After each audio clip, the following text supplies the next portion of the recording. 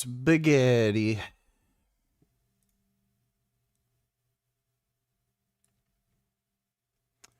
Yo, what up?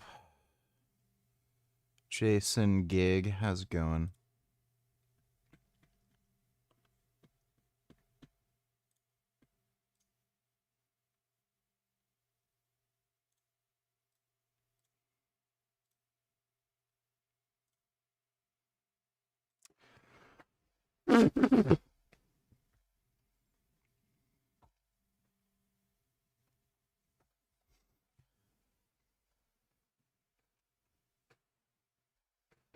Oh.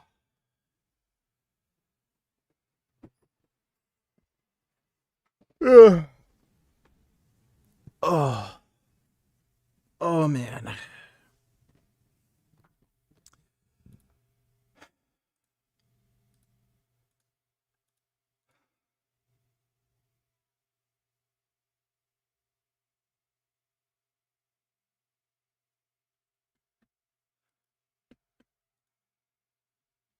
What's going on, everyone? So we've got some pretty wild footage coming out of Ukraine today showing the effectiveness of their medium-range strike operations. I mean, the clip you're seeing right here are Ukrainian FPVs flying over Donetsk.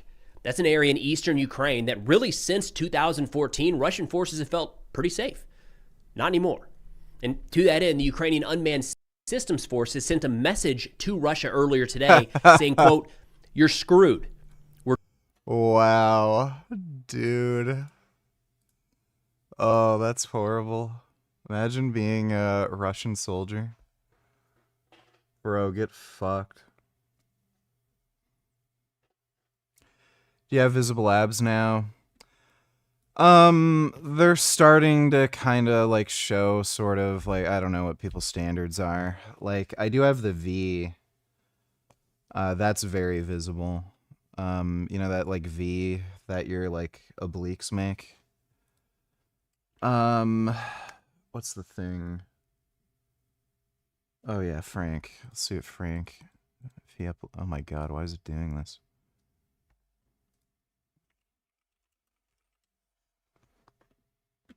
Oh, F1 introduced some new rules. Oh jeez. Oh my god, not again. 40 minutes, what I eat in a week. Oh jeez. Why the fuck? This is gonna be painful. You sound tired. New Frank vid uploaded. Yeah, we can see that. He has a new short as well. We'll watch this. Thanks for the donation, James. My cat wants my salad. It's a salad cat. The F1. I don't know if tired is the right way to put it. I feel kind of high in a weird way. So Dr. Taban makes me blind, disabled, and disfigured. He's not blind. He can drive a car. And I call up every lawyer in California, not one of them wants to help me. That's not true. I filed the court case myself, and the judges just throw out the cases, all corrupt as... The judge didn't throw out the case. Frank actually tried to stop the lawsuit. So he's lying again. you could ever imagine. So I figure I have to make this as public as possible.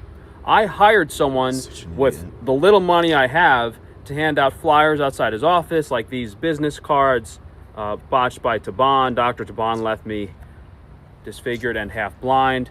And this guy started acting suspicious that I hired. He was supposed to be outside Dr. Taban's office wearing a t-shirt that has this on it and also handing out material. But I had people check on him a few times. He wasn't there handing out flyers. And Dr. Taban is still booked out 2 months. And oh, what a surprise. Somebody's ripping Frank off. Every time I talked to this guy on the phone, he was kind of acting weird and fishy. And I eventually figured it out that Dr. Taban had someone convince this guy to lead me on, to have me pay him every single week to hand out these flyers, but he wasn't actually handing them out. And the way I figured this out was auditing him and Google Analytics location checking where people were visiting the website from. And there's no possible way he could he could know any of this. So now he's making up another accusation against Dr. Taban. And he's in a lawsuit. Like, maybe he just doesn't care at this point. Like, who the fuck knows? But, dude, this guy, this guy is just so cracked. I've never seen anybody act this way, aside from maybe Johnny Somali. But that's a criminal case. It's a little different. But I've never seen the guy, like anybody, act this way when they have some sort of like civil or criminal litigation against them. No one was visiting it from his office area. So basically, I now have to file another lawsuit against Dr. Taban and this employee for conspiring together to commit time fraud, which is it's actually a criminal action. And Dr. Taban's filing all these motions, complaining I'm filing all these lawsuits against him. Maybe you shouldn't have botched and disfigured me, then tried to file a restraining order against someone who lies in bed most of the day. Oh yeah, and then getting their TikTok account taken down multiple times, or conspiring with his employee. These people are evil as can be. They think they're smarter than everyone else, and that you're never going to figure out what they're doing. Oh, I forgot the most important thing. And this is actually why I'm making this video, because this is textbook gang stalking behavior. Like, personally insulting me, which is ridiculous. Like, trying to...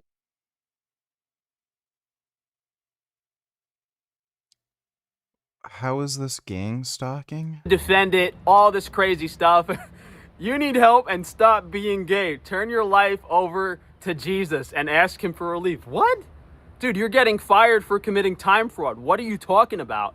This guy was clocking in before driving to work, and then he was surprised when I called him up asking me, why, what are you doing? You're not getting paid to drive into work. No one gets paid for their commute into work. And he was acting like that's totally normal. No, there are people who get paid to drive to work. Just depends on the contract. And I was like, this conversation's crazy. I'm not having this. But complete insanity. These secret society gang stalkers, dude. Regardless of what happens, all you guys are going to burn in hell. What a whack job. Kid Boo, donate $2.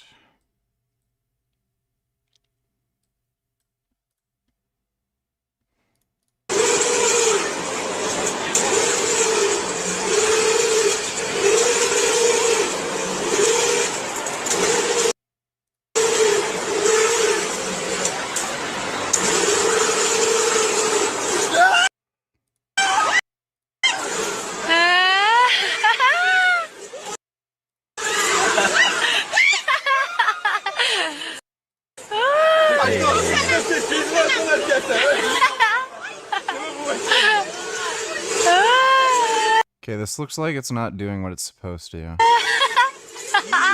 Whoa.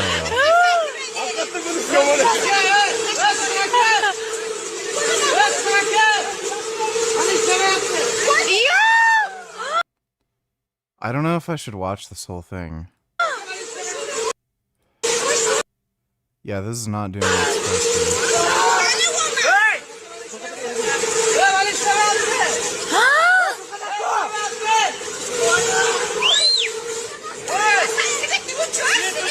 Holy shit. Is this fucking real?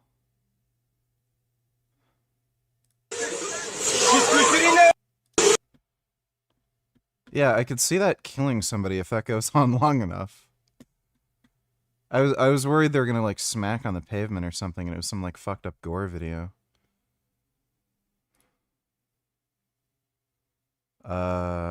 That's not smart. What is this guy? Is he drinking isopropyl alcohol? That'll kill you. Hey, you guys, we catch y'all later, man. Yeah, that'll, like, actually kill you.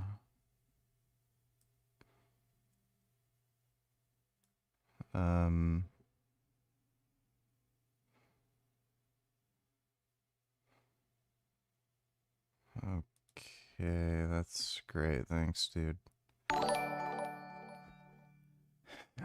Did you hear that SJWs are trying to avoid the draft? VG. I'm Dominique Lay, your neighborhood reporter in Waco. Did you know a young man turning 18, applying for his driver's license, or filling out any government forms may also be signing up for the military draft? Starting this December, automatic selective service registration becomes law. I wasn't expected to be hearing that today. It's something most guys about to turn 18 know, but most others don't. That's the age when males are required to sign up for the selective service.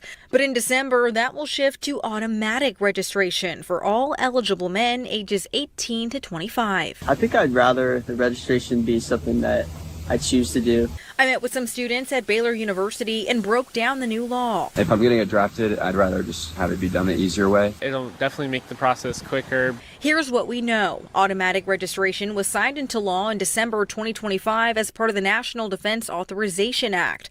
Right now, U.S. male citizens and immigrants ages 18 to 25 are required to self-register in the selective service system with. Well, it's really easy. If you're worried about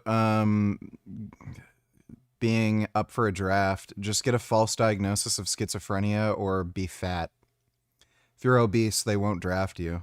Within 90 days of their 18th birthday, with late registration available until age 26. But with this new law, proponents say it's meant to save the selective service system millions of dollars and streamline the existing self-registration process. So, what are the exemptions? Hospitalization, incarceration, current non-immigrant visas, those on active duty, and women. That means asylum seekers, Yeah, women. green card holders, men with disabilities, and dual citizenship do have to register. My other country of citizenship, I'm required to go to military after 18 if I enter the country again, and now having another country where that may be the case is a bit worrying. And in case you're wondering, the last active draft ended in 1973. I don't like these dudes who are social justice warriors who are worried about it. They're all fat gay retards. Like literally all of them. Like Dark Synovia, like that's the type. So like as if you're going to get drafted, like you're going to be called into a recruitment office. They're going to take one look at you and say, "Yeah, well, sorry for wasting your time. Next." Like I don't know what the fuck they're worried about. Thanks for the donation though, Dodo. You still pissed off today? No, I feel substantially better. Thanks for asking. Thanks for the donation, Josiel.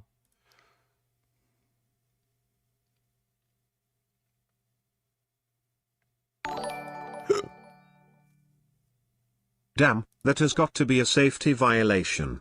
Whoever runs that amusement park should go to jail.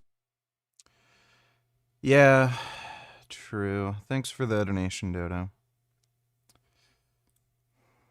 So this is my simplest and probably most recommended detox meal for someone who's in a very poor state of health, as in this will have you feeling the best. It's going to It's like bread, hummus, and apple, and some like gross, disgusting, not even cooked through ground beef. I don't know if that's gonna make you feel great. keep your digestion moving as much as possible and reducing stress on the liver. Stuff like rice. The diet that causes the highest gut motility is a raw vegan diet. So eating like nothing but fruits and vegetables. Can be high in arsenic, and the white rice tends to slow down your gut motility because of the lower fiber content. So just having steak and rice isn't necessarily the greatest meal. If I were to have sweet potatoes or something, that's been a nice recent addition, but sweet potatoes do not have the bile absorbing properties that grain has. So this bread, if you put it in a bowl of water, will actually absorb the water. Sweet potatoes, I mean, if you cook them and caramelize them a little bit, they will absorb some water, but not nearly as much. Same thing with beans. Whether or not something absorbs water doesn't have anything to do with preventing bile acid reabsorption.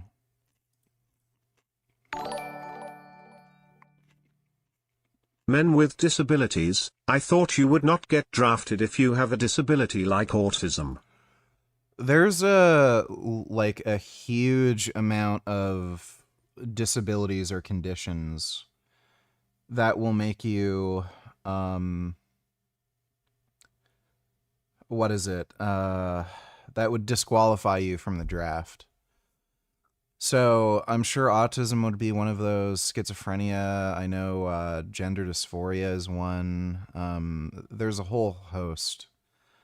I don't know if being gay would disqualify you from the draft anymore. I know it used to, but there's a whole host of things that would disqualify you from a draft, which most of these social justice warrior fucktards have at least one disqualifying thing for the draft. So I don't know why they're so worried. Thanks for the donation though, Dodo. What kind of rice did I eat today, VG? You know I showed you. Yeah, I'm not mentioning it. Thanks for the donation, jackass. Even after it's cooked, this bean puree, if you put a little water in it, it will absorb it. So that's important because in the digestive tract, your liver is releasing bile. And if there's nothing to absorb that bile, it's going to get reabsorbed back in the small intestine, back into your liver. So all those toxins that your liver was trying to excrete will get reabsorbed. And when you combine bile absorbing grains with higher gut motility stuff like apples, a balance of sugar, the source of protein is mainly for B vitamins and maintaining cellular health, but some people, you might find you're better off not having any protein at all some meals of the day and just having this, especially when starting off. You know, you might only have a smaller amount of protein in the beginning of the day. So we have grass-fed ground beef. Isn't this like a bean paste? Don't beans have protein? Just sauteed in the pan. I put a little of organic soy sauce on it. Ran out of the Frankie's steak sauce. We got to make some more. Sourdough bread from Pure Sourdough. Toasted it up in the pan with some coconut oil. The white bean puree is made by slow cooking cannellini beans. And then those cannellini beans are pureed with some white tomato sauce and acid. So I usually like lemon juice. Today I use some white wine vinegar. A little bit of coconut oil adds a lot to the flavor, and some salt. I also poured the meat juice from that pan. Coconut oil has no flavor to it. None. And speaking of dark Sanvia, this is 2026, and you still have idiots like this that are still pushing the same kind of talking points. Never once experienced a professor pushing socialism on me. That's just bullshit. In fact, if anything, anti-communism is something that is pushed by liberal professors all the goddamn time. That's not true. Most anti-capitalists become anti-capitalist by experiencing capitalism. What a shocker. No.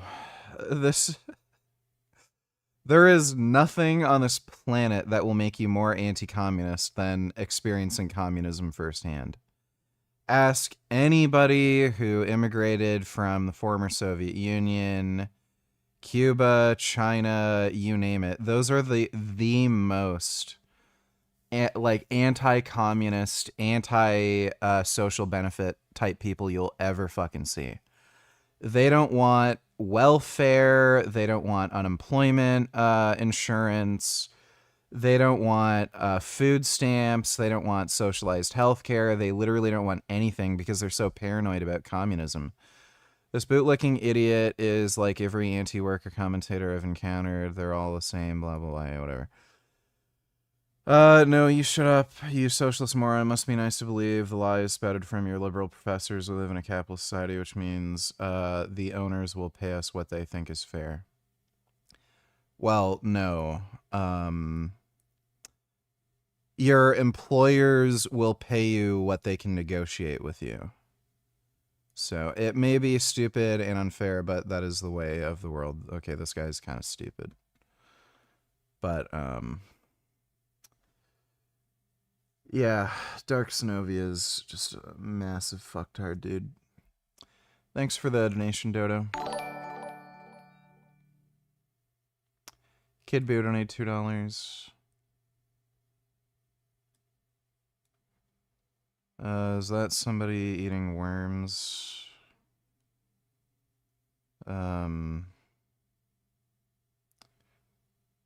these AI or? Yeah, I'm not watching that. Thanks for the donation, jackass. Sleepy donate $2.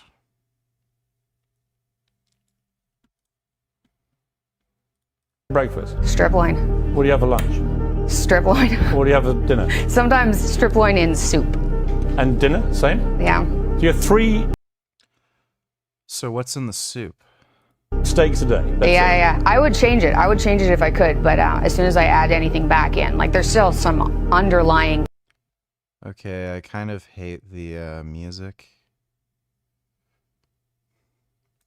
She gets arthritis from eating broccoli. Oh my god, here we go.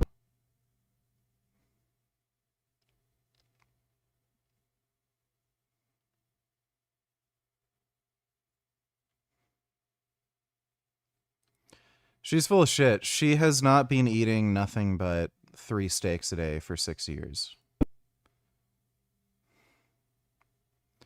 You would end up developing scurvy. And she's admitted this too, by the way, that she goes off her diet occasionally, and then she says, every time I do that, my elbow hurts or something, and she also gets vitamin injections.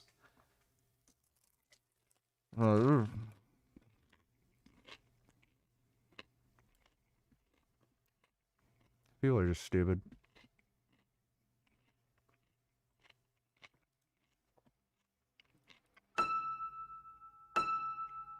Cholesterol is one of the most important defense mechanisms we have in the body. The only bad thing about cholesterol is not having enough.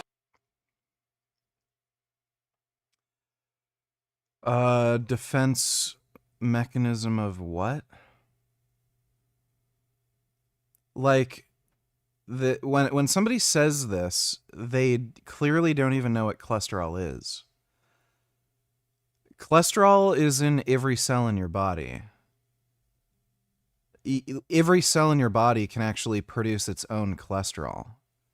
The issue is having too much cholesterol in your serum. That doesn't mean that, like, if you have low serum cholesterol, there's, like, low cholesterol in the cells of your body. In 1968, they don't even know what cholesterol is. the perfect cholesterol level was 222. Today, no, that's not true. the perfect cholesterol is 222. No, it's not. It has not moved. As you get down to about 120, you can pretty well be assured that 100% of that population has cancer growing someplace. No. What?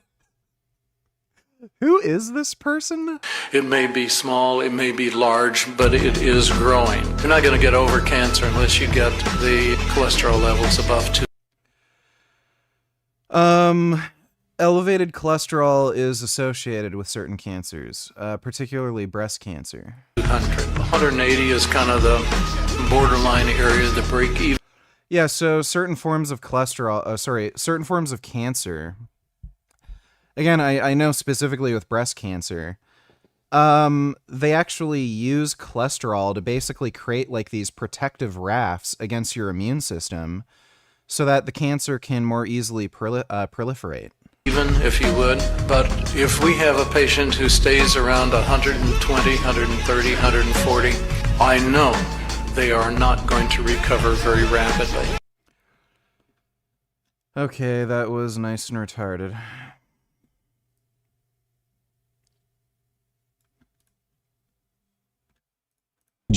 I used to have 24 a day. Really? Yeah. 24? In those days, we had the wrong information that fat was bad. Yeah. So we'd throw away most of the yolks. Like I'd have 12 egg whites with 2 or 3 yellows. So, notice the survival bias here. Oh, I was doing everything wrong back then. Anytime I'd have eggs, I'd only eat the egg whites. This guy is still alive. And from what we can tell, alive and well. He hasn't said he has heart disease or anything. So this guy, for the longest time, who's been avoiding high amounts of dietary cholesterol and eating a low-fat diet, is alive and well, and he's telling everybody, I did it wrong. I should have eaten all the shit that would have given me heart disease. Like, it's just fucking retarded. Twice a day. So 24 egg whites, maybe 6 yolks. Yeah. But now I would say, no, don't do that. Have the fat. It's good. Have the cholesterol. It's good. You need it. So, yeah. No, you don't. Whole eggs. There's several ways to measure. By the way, this is the same guy who believes the Holocaust never happened, so he's not that great at doing research, clearly. Protein efficiency, like PER, protein efficiency ratio, Yeah. AAU, amino acid utilization. Doesn't matter. Eggs are number one. How many? Okay, yeah, Dorian Yates is still retarded. What do you eat for breakfast? Today I had steak and I had yogurt, grass-fed, cream on top yogurt. I have a very restricted diet that I've been on for about 250 days, but it's a carnivore diet with ferments, sauerkraut, kimchi, any kind of fermented vegetable. So he hasn't even been doing this very long. Carbs? No, no carbs. My heart was covered with visceral fat. My liver was covered with visceral fat. So I did the diet for 30 days and my visceral fat had gone down by 40%. Wow. What do you eat for? Yeah, that's probably just because he lost weight. Like, these people are insane. What's funny is the macronutrient that's most associated with visceral fat is saturated fat. You can look at dietary interventions that use different types of fat restriction or macronutrient restriction on visceral fat loss. Diets with high amounts of saturated fat, you see less visceral fat loss over time. There's randomized trials on this. Ugh. Well, that's nice and retarded. By the way, he also goes to a pretty like modern anti-aging clinic. Like he's talked about being on testosterone. It wouldn't surprise me if he's also on like growth hormone or one of these growth hormone secretagogues, which is kind of an important detail because guess what growth hormone and growth hormone secretagogues do? They lower visceral fat. So if this guy went to his doctor at the, anti-aging clinic or whatever he's going to, and they did one of these fancy MRI scans and they said, oh, look, you have all this visceral fat. Well, what are they going to do? They're going to want to pay you for fucking services. And they probably sold him either growth hormone or one of these growth hormone secretagogues that have actually been designed to lower visceral fat. And then he's like attributing all of this to some like shitty fucking diet he's on. Well, anyway, thanks for the nation, Sleepy. My name is Bitchard, donated $2. Curious, what is your intake or general thoughts on choline? Just doesn't matter. It's not something you should worry about. Do you try to hit the RDA? No. It seems like while it is technically essential, it's not clear that not hitting the RDA doesn't have any adverse outcomes. Multivitamins don't contain much of it. I haven't seen any research whatsoever showing that vegans are at like some increased risk of anything from not getting in enough choline. There are choline supplements and there are multivitamins that like have it on the label that it's high in choline or it's like particularly good for your brain and they're high in choline or something. It's one of those things where I don't think you're going to harm yourself by taking a choline supplement, but I'd say it's just totally unnecessary. Thanks for the donation though. My name is Bitchard. I apologize for ever thinking we were the most intelligent species. Well, we can make iPhones, but we can't make good sense. Thanks for the donation, Dodo. Dodo donated $2. Let me see.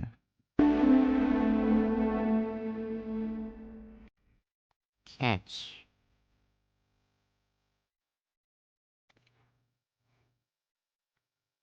Catch. A lot of cat stuff. I like the cats. I like those cats. Cats are good.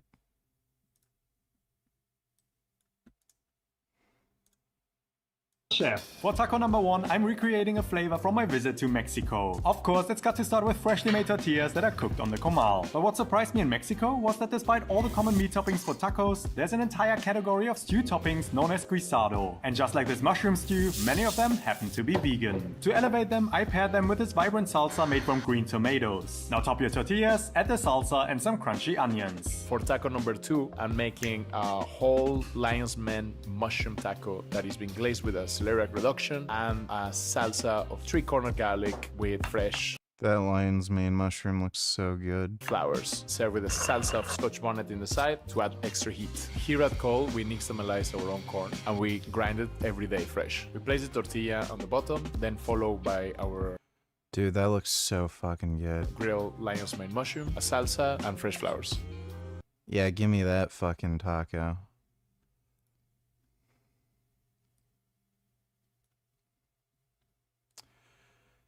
Haitian woman in Florida is going viral after CPS arrived for an inspection and she tried excusing her kids' filthy, unsafe living conditions by claiming, "This is how Haitians live and we don't shower like you shower." Abide by affordance. Can I do that? Thank you very much. So this is my home, in which they excuse me, I'm in the camera now, so I don't know if you want to appear. The CPS lady says she doesn't want to be on the camera. Okay, they said they wanted to see my kids. I can't open the door and let the Okay, she's not like Haitian. kids run around so that you can yell at me for letting the kids run around. You understand that? Okay. You can hear by her voice, she's not like... She had to have been living in the States for a very long time, like since she was a kid or something. Okay, so go ahead, Miss CPS, come on in. You're free to come in. Excuse me, honey. They're children. Please don't get angry. All right, my food. What is wrong with my food? Why is the camera on my food? I gotta make sure that you have food for the Okay, the food is in front of you, and I will open my fridge. I do not know you. Give me a second. You have to slow down. My fridge, my sink, the bathroom is in the back. Okay, take a second. Excuse me, honey. There's people. Back up. Back up. This is mess because it's an efficiency, so therefore the kids need activity to be, activity. This is not very safe and that's safe. This is mushroom. This is mushroom. This is cereal. You know why I have the box of cereal out here? And in the backyard there's a playground. And there's sun in the backyard, and I am a broke mom, single mom, in which I can already, right there. Yeah, you can't excuse this for, like, being broke. Like, this is just insane. The floor. The bed is dirty. The bed is fine. No, the bed is dirty. Please come check the bed. Please come check the bed. Okay. Please come check the bed. Please bring your tools, because you just called me dirty, and you just called me a horrible Yeah, those kids are getting taken away. mother. Thank Please fuck. get inside my home. Please get inside my home. You just called me dirty and a whole. You shower, pool days and outside days, and toys in the water. And then there's a trampoline in the back. And what we do, army training. No, we don't use the shower. The Look at this fucking bed. shower is just for presentation. Because I'm Haitian and I shower outside. With a box of food in which they lie. That's where they play because they're children. And I can also sleep outside as well. Go outside in the back all day, nor do I have all. Okay, thank fuck CPS exists. Like, they don't always do much, but, like, holy fuck, that's just insane. Secretary Kennedy. Today we took long overdue action to restore science, accountability, rule of law. Biden FDA pushed a number of peptides into Category 2, bulk drug substances that raise significant safety risks, driving dangerous black market that puts Americans at risk. Now, after nominators withdrew 12 peptides, the FDA will remove them from Category 2, bring them back to PCAC at its next 2 meetings, beginning in July, independent experts, blah, blah, blah. That's actually a good thing. So, look, the Joe Biden was a fucking retard. A lot of people don't know this. The main reason testosterone ended up becoming a Schedule III drug in the United States was because Joe Biden made this big argument about how it would affect American baseball. So, they literally didn't even consider whether or not the drug is safe, whether or not it should be widely prescribed, whether or not it's beneficial. He literally made some big fucking speech about how oh, well, we're going to have so much cheating in baseball, and what will kids think if they know that their biggest baseball heroes are all on steroids?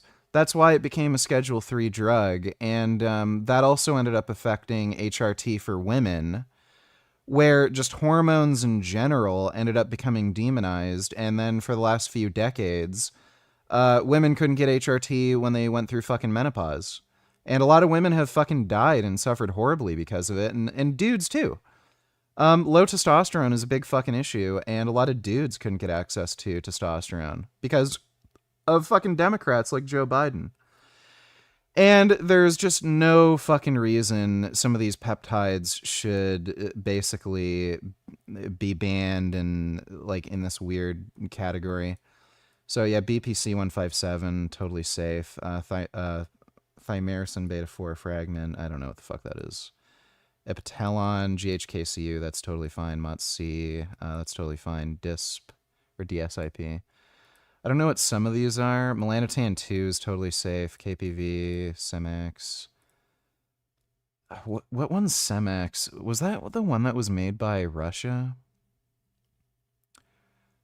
Adrenochrome, yeah. I think this was actually made by Russia. Reported to increase memory, attention, mental clarity, neuroprotective benefits. May improve mood, resilience to stress. Generally well tolerated. Rare side effects may include headaches. I heard about that. I don't know too much about it. I don't know what that one is. But that's a good thing. And it's good that Kennedy is recognizing, like, look, a lot of people use these, and if they're safe and beneficial, there's a good reason for people to use them. So banning them is just going to create a big black market where they're more dangerous when they ought not to be. So that's actually a good thing that's coming out of, you know, Robert F. Kennedy's brainworm fucking brain. So not a bad thing at all. No, peptides can't be considered steroids because they're peptides, not steroids. Just spent over an hour with my clinical team debating which growth hormone peptide protocol to run. Still torn. Wanted to share thinking to get your take. Goal, increase GH and IGF-1 to support anabolism recovery, sleep, but also test a specific stacking hypothesis. Tirzepatide can elevate resting heart rate, disrupt sleep, suppress appetite aggressively. CJC, GH, growth hormone analog can worsen insulin resistance. The bet is that combining them cancels each other's downsides. CJC, slow wave sleep enhancement offsets tirzepatide sleep deficit. I don't know why you wouldn't just take growth hormone. There's two basic problems with these growth hormone releasing peptides. One is it relies on your own body's release of growth hormone. So you can only get your body to release so much growth hormone. So especially when you're older, when you start producing less growth hormone, these peptides seem to have less benefit. And secondly, they increase your appetite like fucking crazy. The way they increase growth hormone is through the same pathway that increases hunger. So, like, I know he's trying to offset that with the tirzepatide, but it's like, why would you do that? So it would make more sense to me to just take something like tirzepatide or retatrutide and then just take growth hormone.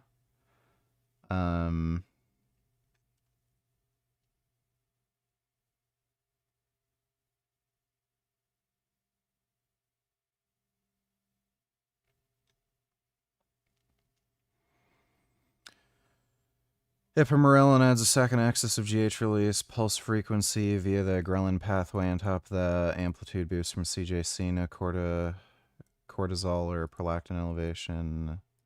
So most clinicians prescribe. Less clinical trial data, daily injections, more anecdotal evidence. Why doesn't he just run growth hormone? I don't know. I don't know. Thanks for the donation, Dodo. Agreed, cats are good. It's a shame some Asian countries like to eat them. Yeah, it's pretty fucked. Imagine that. Thanks for the donation, Dodo.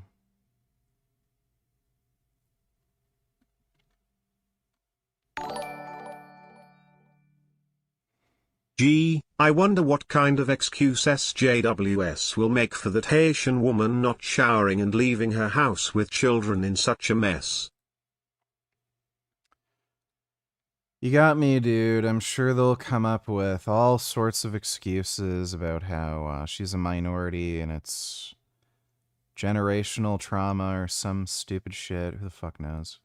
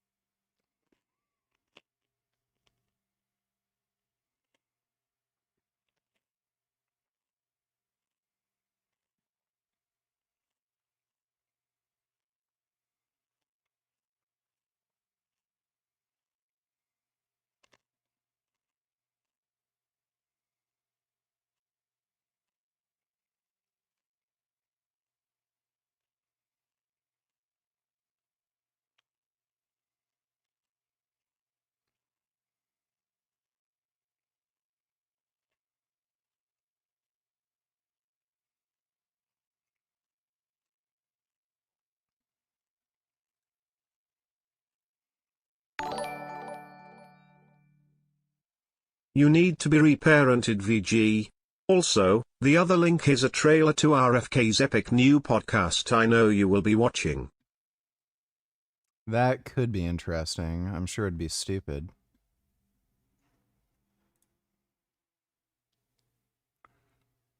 RFK Jr. for suggesting black kids should be reparented? Before podcast interview, you suggested that black children on ADHD medication should be reparented.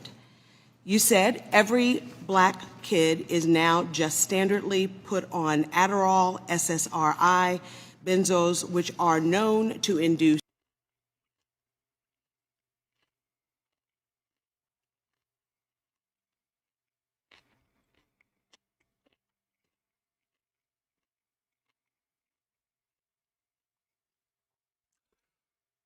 If I had to guess, you'd probably see a disproportionate amount of white kids that are on like ADHD medication, SSRIs, benzos, any kind of like drug that affects attention span and mood stability, because one, these medications have a cost. So white families are probably more likely to be able to afford them to begin with, or have insurance that would pay for it. And white parents also like bring their kids to the doctor about this stuff.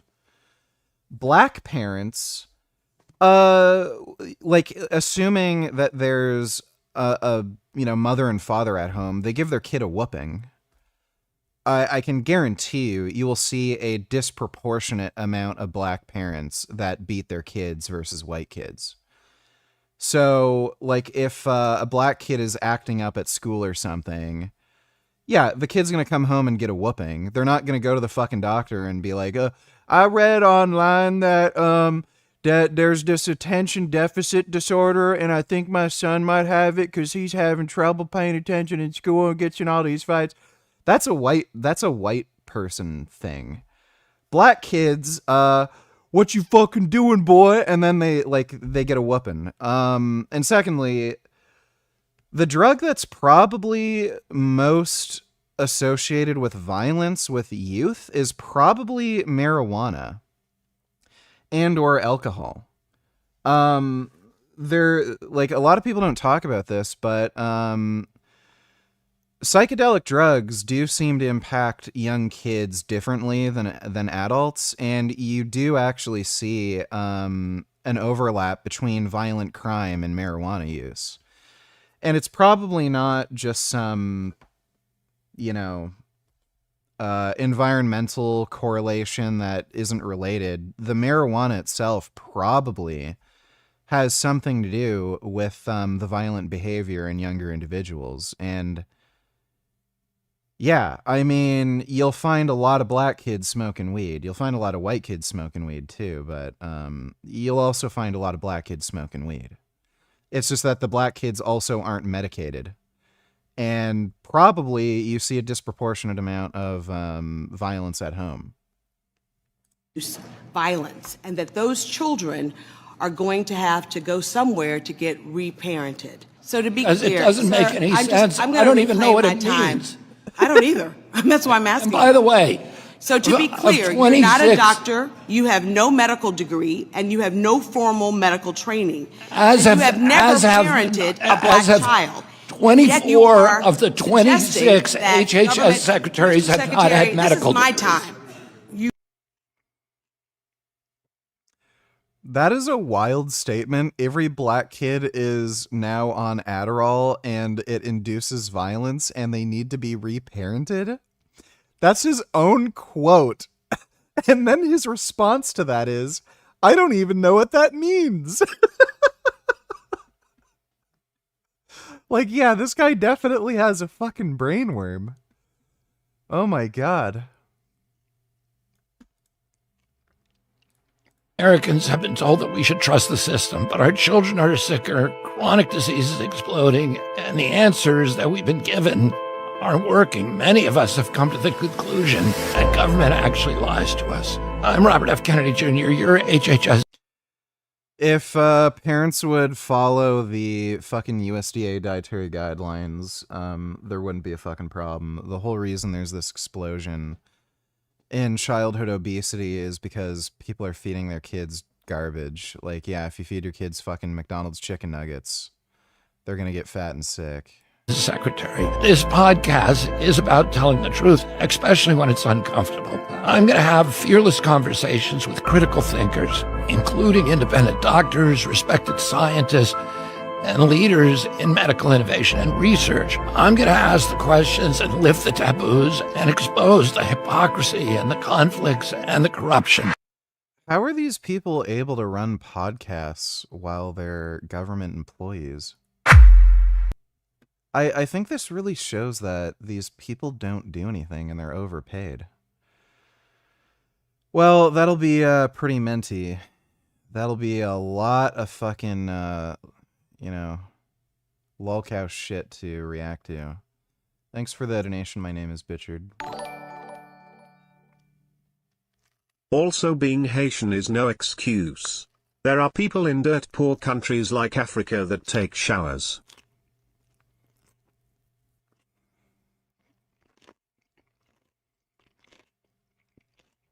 That is true. Thanks for the donation, Dodo.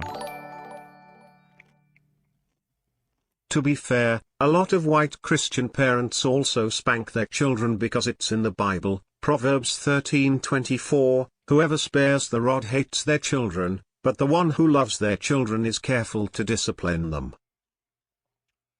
It's more of a Catholic thing, but yeah, they do that too. Thanks for the donation, Dodo.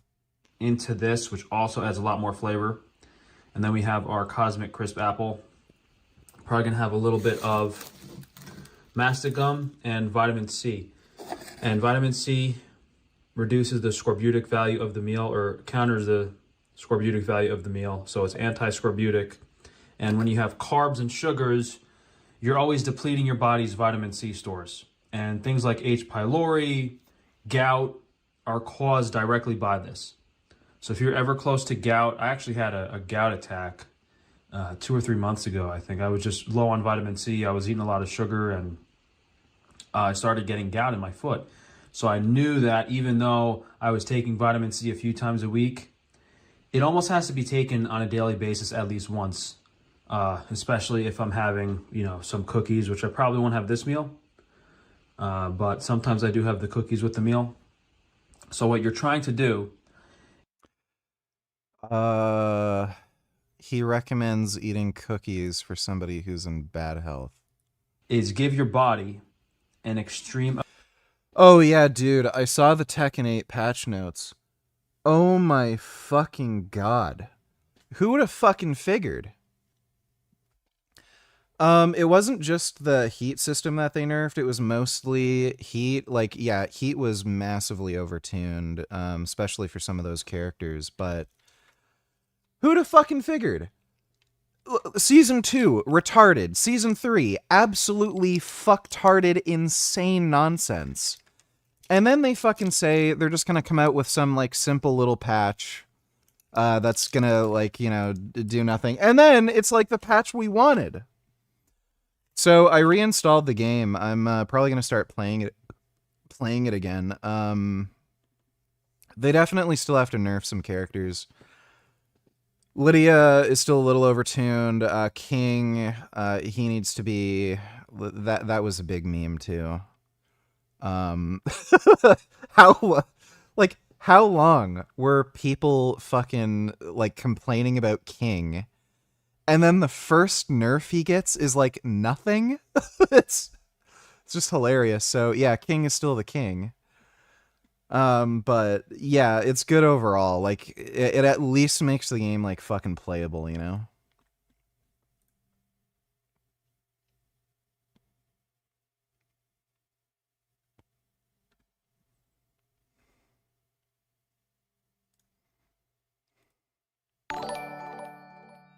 Dodo donated $3. Let me see. All of that has been making Israelis more anxious about their government's ability to stop the threats that are coming from Hezbollah. And everything that Netanyahu has promised his people, he has not been able to achieve. Also, the threat of Hezbollah, he could not diminish that.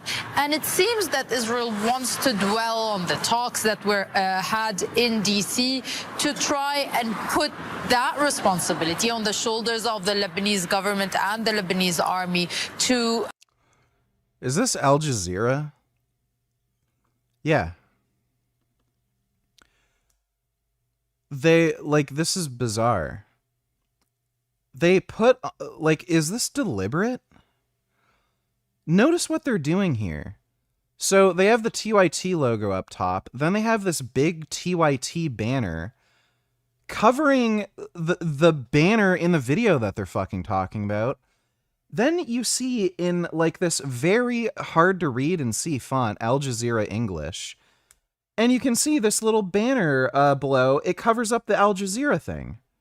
It's like they don't want you to know it's Al Jazeera, but they also don't want anybody to, like, be able to call it, you didn't fucking mention it's Al Jazeera. Like, this has to be deliberate. Have them disarm Hezbollah. Well, as much as Israeli Prime Minister Benjamin Netanyahu would like to think that he and his army of child killers could, defeat Hezbollah, hasn't happened yet, and it's unlikely to happen. Now, perhaps that could explain the reason why Netanyahu has agreed to a 10-day ceasefire with Lebanon. Trump announced that Israel and Lebanon have agreed to a 10-day pause in fighting starting on Thursday, meeting today at 5 p.m. Eastern time, following excellent conversations he had with each nation's leader.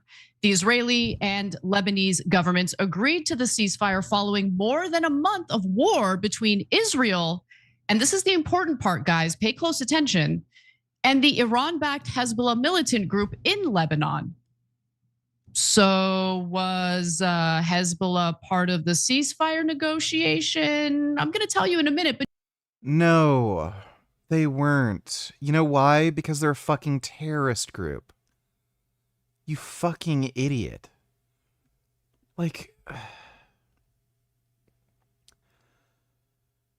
Oh my god. And, like, Hezbollah is a huge threat to the Lebanese government. In all likelihood, they've assassinated Lebanese politicians. So as soon as you let Hezbollah in on some of these ceasefire talks, they'll know exactly what fucking politicians to target. So it puts Lebanese politicians at risk. Why the fuck would you expect Israel or even like Lebanon, the Lebanese government, to have any interest in including Hezbollah in some of the ceasefire negotiations? It's fucking crazy. Thanks for the donation, Dodo. Kid Boo, don't need $2. Let me see.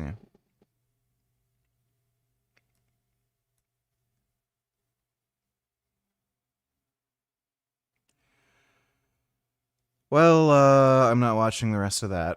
Thanks for the donation, Kid Boo. Amount of soluble fiber and grains to detox with. But that comes at a cost. You know, you're eating an unnaturally high amount of carbohydrates. You're eating an unnaturally high amount of sugar every single meal. So you have to supplement vitamin C, B vitamins sometimes, and minerals in some cases as well, depending on the imbalances. So this is pretty much the most basic meal, the one that I prefer the most in regards to feeling good consistently. With the recent addition of sweet potatoes, I've shown away from the rice. So I will probably try to show you guys a sweet potato meal and a rice meal. And I actually recorded a few meals, but I must have just deleted them. So this video was supposed to be published a while ago, but I'm re-recording trash bin order if I have to, and then slow cook them in that Instant Pot for 9 hours. These organic sweet potatoes have been the most considerable change in my diet for a while, replacing the rice because of the high arsenic content. Now, we have these on frankiesarrangemeat.com in the produce package. If you order the starch, you will get half Hana white sweet potatoes and then half of the Japanese purple Okinawan sweet potatoes, just those two potatoes. So you'll be able to follow this diet like me if you want to.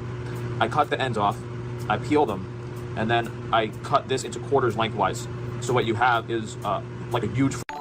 He's literally explaining how he cuts potatoes. My name is Bitcher Donate Tellers. Vegans have entered the SNL writers' room. Scientists say that they've developed a way of making foie gras that does not involve force-feeding ducks. Wow, that's great, said ducks. What about the murder? A 66-year-old woman in Germany has given birth to her 10th child. This according to her vagina's suicide note.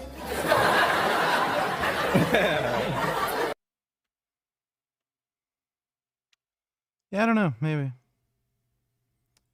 SNL sucks, though. Thanks for the donation. My name is Bitchard. French fry that you can put in your food processor with a greater attachment. Once you've processed that sweet potato into shreds, I put a few tablespoons of coconut oil in the bottom of the pan. I put this on low heat, and then I cover it. I also put a little salt in it. So it's just coconut oil and salt, shredded sweet potato in a pan on low heat. I come back every 5 or 10 minutes to mix it up, and eventually what you'll have is caramelized, almost mashed sweet potatoes, and this gets the best flavor. I've tried like the pressure cooker, which is great in the morning. You just put it, pressure cook, and sweet potato.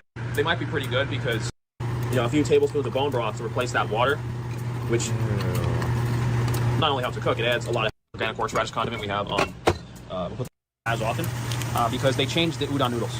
So, this guy eats like a fucking retard. It's funny how all these carnivore diet influencers, they're like, vegans can't even enjoy a steak or some bacon, and then you've got like fucking Frank Tufano eats like the most gross, nasty shit. Really? What's wrong with SNL? Well, it's not funny. That's the main issue with it. Thanks for the donation though, Dodo. Baku organic udon.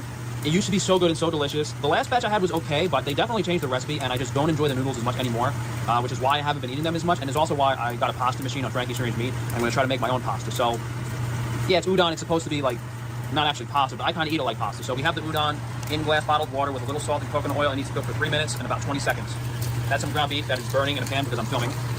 Those are just some sweet potatoes for the meal later. I accidentally started chopping them and grating them, and then I said, you know what, I'm going to have pasta instead first. To that, we're going to add Frankie's steak sauce and deglaze with a little bit of organic soy sauce as well. And in the bowl we're going to eat our pasta, we already have our white tomato sauce, and that's some gelatinized bone broth. So gelatinized bone broth, very nutritious. White tomato sauce for flavor, potassium, minimally inflammatory tomato sauce, ground beef for some more protein, steak sauce for some more flavor, aminos for more umami. It's going to be like a super flavor bomb. Should be delicious if I execute everything properly. But there's definitely a lot that goes into this if you don't know every detail, if I just show you the finished product. So that really, really in-depth flavors. I love how this guy like talks about inflammation and all this shit being bad. And then he cooks red meat on high heat, creating heterocyclic aromatic hydrocarbons and shit, or amines.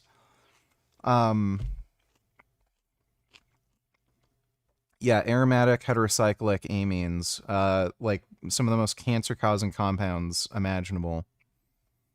It's fucking a lot of time went into making every single product that goes into this, which results in a very flavorful finished product. So and then you won't eat any a little vegetables pasta water either. in there with everything, and we'll mix it up. Might have put a little too much tomato sauce, but every time, actually, for the most part, I put way too little. Now, I hope I didn't cook these. Like, what the fuck is this? This is just fucking weird and gross. So it's like weird red meat grease soup with noodles in it? These noodles way too much. I might have been better off going a little more al dente, because this I like letting sit for at least 5 minutes. And yesterday when I got stuck on the phone for like 15 or 20 minutes, I came back and it was still super hot, but it was overcooked. The noodles got a little softer than I liked.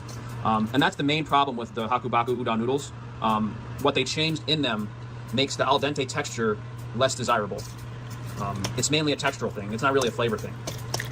So I'm hoping that things go a little better on Frankie's Strange Meat and I can get this pasta production up and running, because that could be that's like a whole business in itself that I'm doing as just a side thing of one of my businesses. So we'll let this sit for 5 minutes, and then I'll show you guys and taste some for you.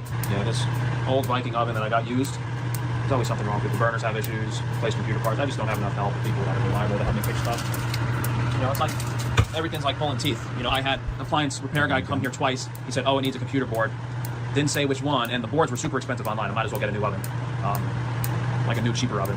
The only reason I bought this used Viking stove, which is probably 20 or 25 years old.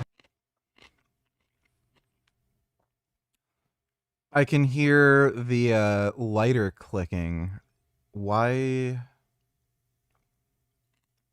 Does this idiot have the gas running on one of the burners with the lighter clicking?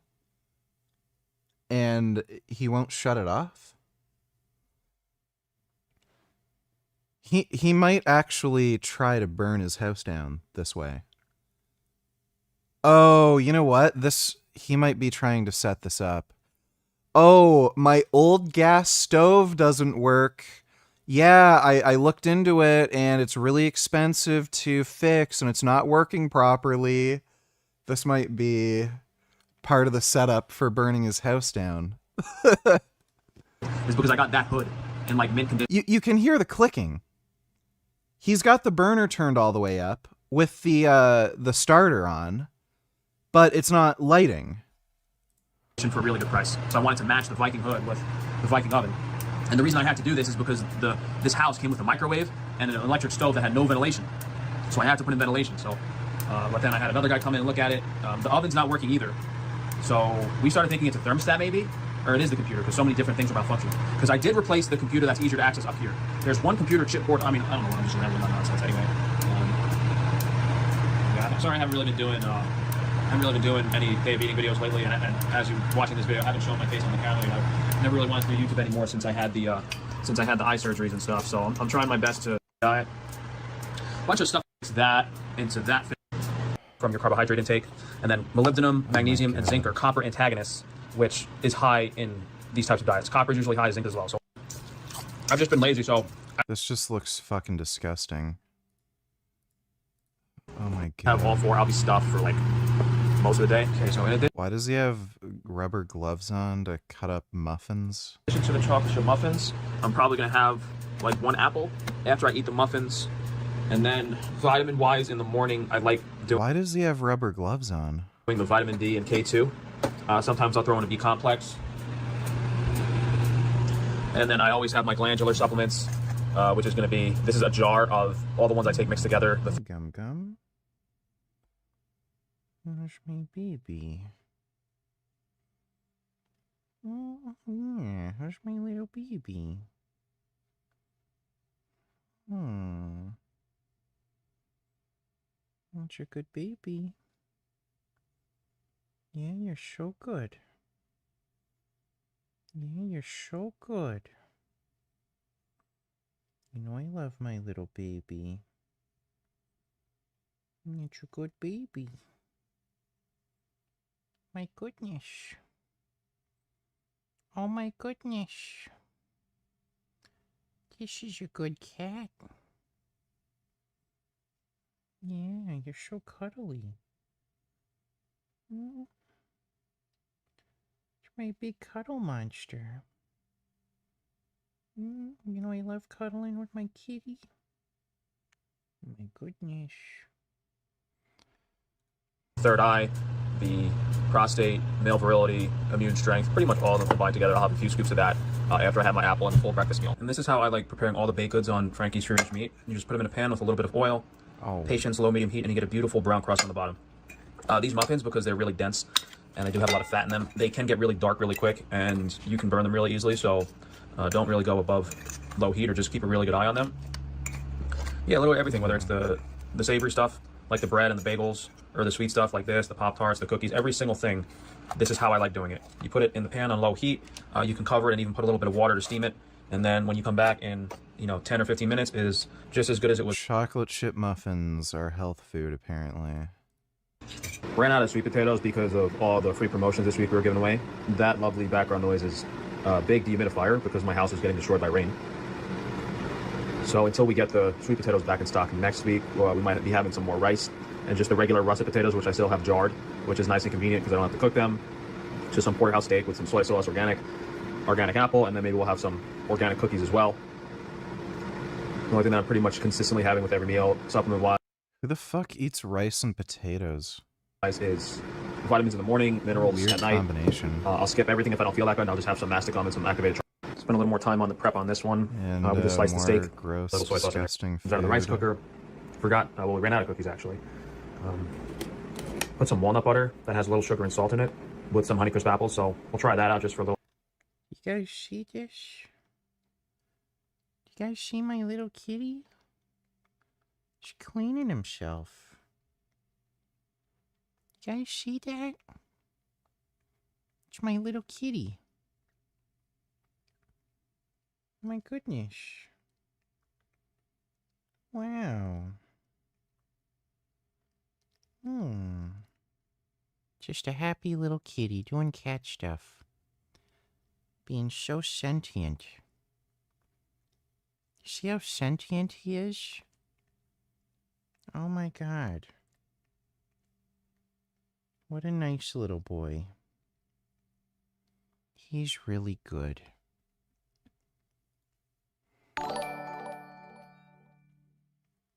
Hey VG, did you hear there's already another Mummy movie in the theaters from that god-awful Blumhouse production, and this time the mummy is a little girl? No joke? Can I get 2 slices of pizza? No. Of course, honey. Yes. How many others were found? My daughter back. That is so bad. What are they thinking? Thanks for the donation, Dodo. A little extra fat and caloric density at the end of the meal, because this is really, with the absence of, I guess, cookies and pastries, it's kind of hard for me to get enough calories in. So usually I get hungry after the meal if I don't have enough fat. Because the main goal of this liver detox diet is reducing your fat intake, but then you end up Yes, reducing your fat intake. That's why you're eating a steak there, right? craving fat. So I did put coconut oil in the rice, and this should be plenty of fat. So in a meal like this, we probably don't need that much walnut butter, and we definitely don't absolutely need like some higher fat cookies, but very delicious. And I don't have the white bean hummus ready. So yesterday I just had, This is just fucking disgusting. like plain bread with steak, with a pan between plates. Cookies. Whenever we make fresh sourdough stuff, I'll also, a year or two now, Yes, I'm trying to reduce my fat intake because I have liver problems. Eats fucking chocolate chip cookies. I don't even know how long we've been making these chocolate chip cookies, egg and dairy free. And every single time, chip cookies. Whenever we make fresh sourdough stuff, I'll also have that for dinner. Like yesterday and today, I had pizza because we made fresh pizza, and like a few of them didn't turn out perfect. So I usually take those home. So I had Yes, pizza with cheese on it, nice and low fat. like pizza for lunch yesterday when I went down. For as long as we've had pastrami on Frankie's. Oh yes, low fat diet with pastrami. Meat. I've never actually had a pastrami sandwich, at least that I remember like this. So we took our rye bread and put some pastrami on it in a while, and this is amazing. Whole sandwich. I ate almost all this jar in one meal, but so I really do prefer that. Was this white bean puree with pasta sauce. The most flavor, the steak sauce. What the fuck is this? Put the ingredients on here, or did I try to keep it perfect? So you get a really delicious. Oh my god! And this this is guy's all just a fucking weirdo. Dude, he just like this is what a retard eats. So yeah, he just mixes a bunch of stuff. I like this and I like that and I like that. So if I mix all of them together, they're gonna taste really good. It's like mixing potato chips with ice cream. I like potato chips and I like ice cream. If I combine them together, it's gonna be really good. So he's just a dumbass. Working for the police department may not be as bad as it sounds. Everybody was hiring. The one that hired me was Arlington, Texas. I did the written. I passed it with like straight flying A's. Javonte Jackson Biggins donated $2. You guys got a chip reader? I don't know what that all is. It's my debit card. Please? No. It's free? For today. Oh yeah, just the Diet Coke. How much? Oh no, I'll definitely, I'm gonna pay for it. No, thank you. You just giving out free barbell? I can have this for free. You can have it. Huh? You can have it then, no problem. I pay. Oh no, it's okay. I just gotta connect this to my wallet. Hold on. No, because I just loaded my credits in the rain, but I have well enough more money to pay for it than I really need, sir. I can just really pay for it. No, my brother, I pay all.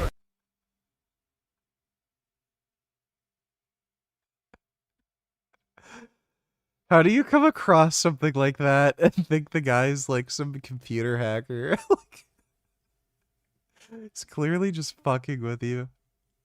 That's good. I have a spoon in here, and I eat these like a cereal, except there's no milk in there.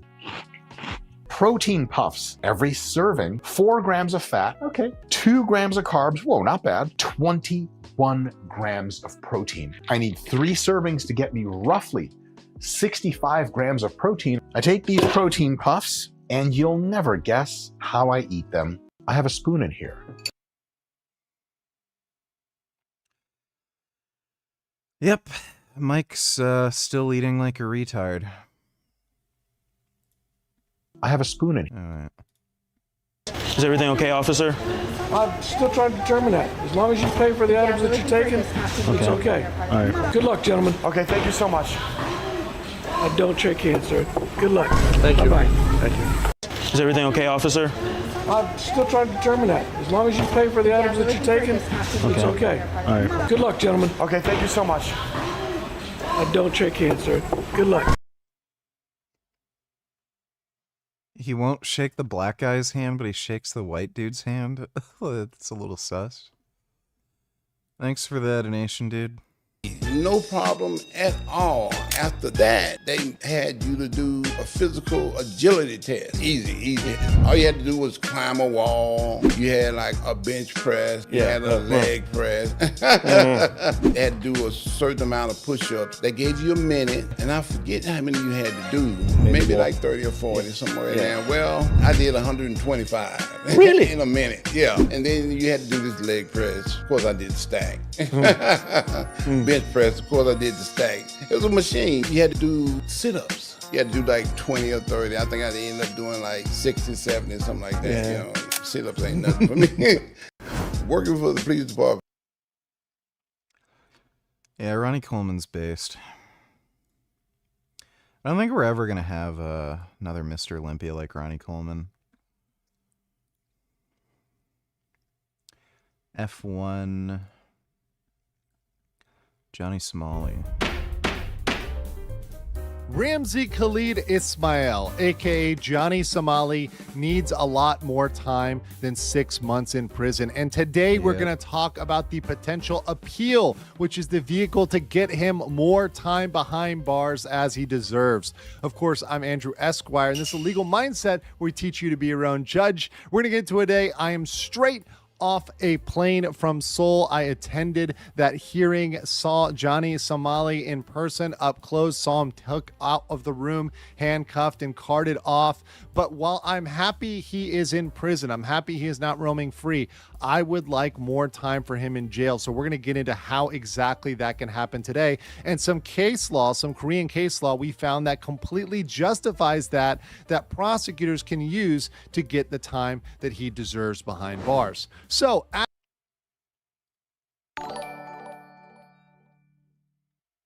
Yesterday you said that you take 20 milligrams of melatonin. Isn't that overkill? I read that the best dose is 0.25 milligrams, or is that individual? That's a very, very small dose. I know in research doses, I think as high as 30 milligrams have been tested. There seems to be a benefit to taking a higher dose, like 10 to 20 milligrams. Melatonin's a very potent antioxidant, so it seems to just be good for you overall. As long as you don't have any weird reactions to it, you probably want to take a higher dose. Most of the melatonin supplements I've seen are dosed at around 5 milligrams or higher. I just picked up a bottle from Walmart. They have 10 milligram tablets, and I just take 2. I had a sublingual one a while ago. That was dosed at 20 milligrams. But I found I need a higher dose to actually experience the benefit from it, where it like helps put you to sleep. Thanks for the donation though, Wolfie. as some background, for those that may have missed it in my opening statements, we're going to talk about Ramzi Khalid Ismail's sentencing. Johnny Somali was found guilty on all of his charges. He had 8 total criminal charges, 4 counts of business obstruction, 2 counts of the Minor Crimes Act, 2 deepfakes, all guilty. He was sentenced to 6 months in prison with labor, an additional 20 days of detention, and then 5 years of SO status, that's offender status, with his phones permanently confiscated. Now, right now, the prosecution is in that 7-day window for them to appeal. Actually, as of today, because 1 day has passed, there's now only 6 days. So the pressure is on for everybody, for us, the Korean media, the public, everybody to make sure the prosecution and the people in Korea know that we want that appeal, and to give them the basis for that appeal, to try to help push that process and know there's public support for an appeal process. So we did give our opinions when we were there in person in Seoul, and you can actually see this. Gummy, it's just a bug. Don't try to get the bug. Gummy. Gummy, no bug. Gum gum. Gum gum. No bug. Gum gum, no bug. Gum gum. Gum gum. Gum gum, no bug. Gum gum, no bug. No bug. No bug, gum gum. No bug. No bug. Gum gum. Gum gum, no bug. No bug, gum gum. He's seeing a bug. No. Don't try to get the bug. There's a bug on the fucking ceiling. And he's on top of my fucking computer, obviously. Gummy, no bug. Oh God. I'm hoping this does not end catastrophically.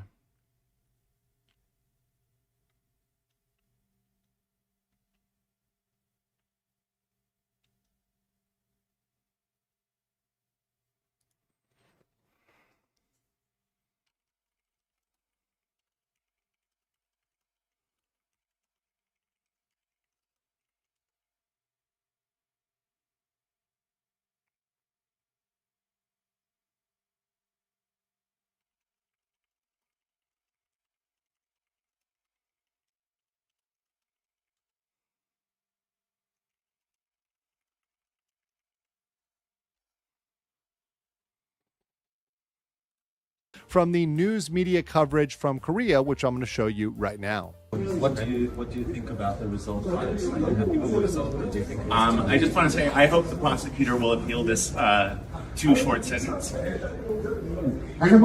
We felt 2 or 3 years would be a fair amount of time in prison for him. Johnny Somali said he wouldn't spend 1 day in jail, so we're very happy that he did get jail time. He was counting on a suspended sentence, so we are very glad he did not get a suspended sentence. However, we feel the prosecutor asked for 3 years, so giving less than even half of the prosecutor's recommendation is below our expectations. So you see there in the news coverage that we indeed were very clear about what we said. We wanted more, we asked for more. I came across this reply on a Twitter post about you. Is it true?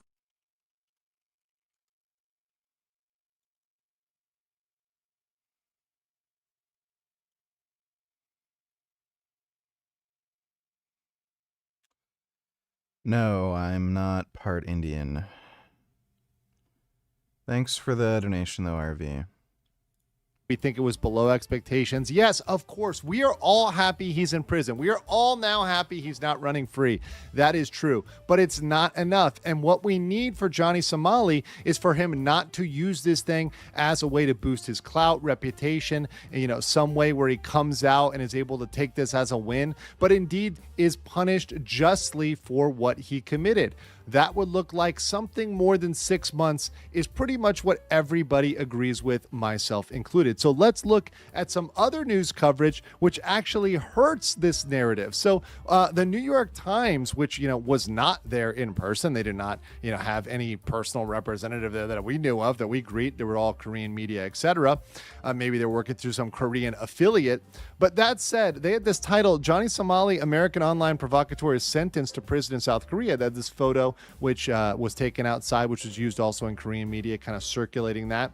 But then they had this line over here, which I thought was absolute fake news if you actually look at it in its true context. They said Johnny Somali, an American social media streamer known for desecrating a monument to women forced into sexual slavery during World War II, was sentenced to 6 months in prison in South Korea on Wednesday in one of the harshest penalties handed down in the country for pulling stunts online. So I guess if you try to narrow this down into people who commit pranks online and things that are covered publicly in the West, yeah, it might seem like it was the harshest because it was probably the only. Most people don't watch or listen to outside of Korea, Korean criminal cases. They're not paying attention to the process in Korea. So they don't know what other Koreans have been sentenced for under the exact same laws. And where this is a lie and where this is fake news, where this is BS, is to call this in any way harsh. This was one of the lightest. He deserves a life sentence. He's not somebody who should be let out into society. Punishments on record, and we went through the Korean court cases after this almost immediately to give proof that Gummy, it's just a bug, okay? Leave the bug alone. This is something that is light. So we're going to show you the Carfax and prove everything here and show you this was a relatively light sentence. So jumping right into it. Like, I'm dead serious. This guy really should be in prison for the rest of his life. He is like the worst type of human being. This guy will do anything at everyone else's expense, so long as it benefits him. Like, if it would help his career in some way, he would torture children. I would guarantee it. He's kind of like Griffith from Berserk in that sense, where if it would benefit him in some way, he would torture kids. He would have like people suffer years and years of torment if it would make him more money and get him more popular and more fame. Like, that's all he cares about. So this guy had every opportunity to reform, change his ways. He didn't. He was not in any way remorseful for what he did. He just ended up acting more and more unhinged as he was going through the whole court system. Like, fuck this guy. He should not see the light of day. And I mean, just look at the guy's face. You can tell by the guy's face, he's just a complete fucking asshole. Hey VG, how's your day? I just wanted to drop in and offer some words of encouragement. Fat doesn't lift the weight. Muscles do. Slow cut is the way. You'd maybe stop fainting doing a rep on OHP. LLLLLLLU. Ooh. Hurrah. You. Ooh. Hurrah. I had a pretty alright day. I was supposed to train biceps and forearms. I couldn't really train my biceps. I have some like weird bicep pain in my right arm. So I just did some really, really lightweight stuff. Then I did some good forearm training. Got a really good forearm pump. And I got a karate belt, or I think it was a taekwondo belt. It's just so I can do some supination exercises.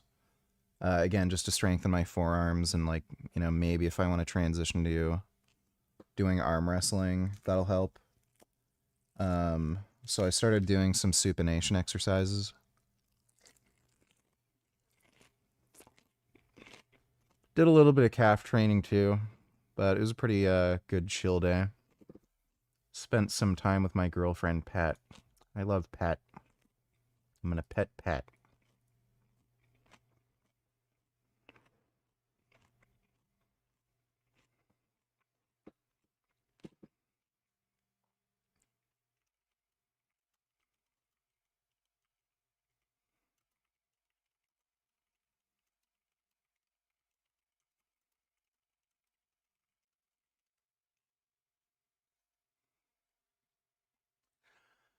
Thanks for the donation, though, Smash You on your head.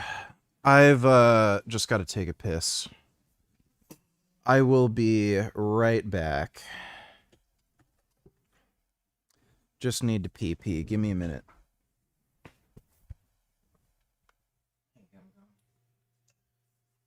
Leave the chair out here.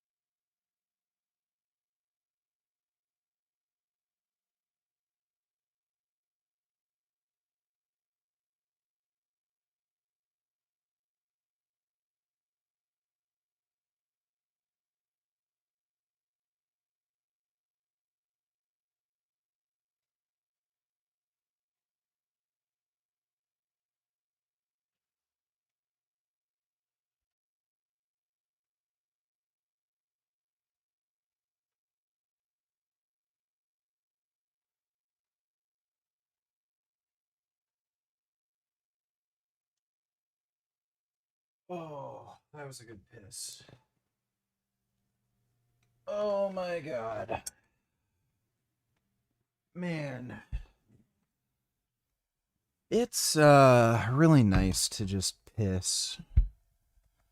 Imagine not being able to piss. That'd suck.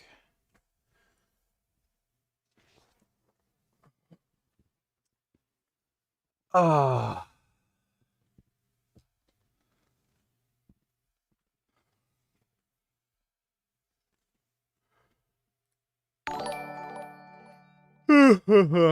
Fat doesn't lift the weight. Muscles do. Slow cut is the way. You'd maybe stop fainting doing a rep on OHP. I have a tendency to just have low blood pressure. My blood pressure before I started dieting, it was consistently 110/70. I checked it yesterday morning. I was at 100/50, and I was fainting. I was fainting a little bit today too, so the diet's making my blood pressure kind of go low enough to the point where I start fainting. Seems like if my systolic goes to like 100 or below, I start fainting a bit here and there. Let me see. Are these just gonna be clips of me? Or, oh, thank God. Oh, shit! Stupid kids.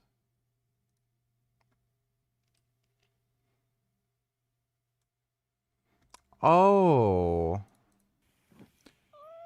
Oh, what a nice kitty. Oh my goodness, do you guys see that? Oh, what a nice kitty friend. Oh. I love cats. Thanks for the donation, dude. Ugh. You guys see this right here? Getting fucking jacked, bro. Absolutely fucking yacked.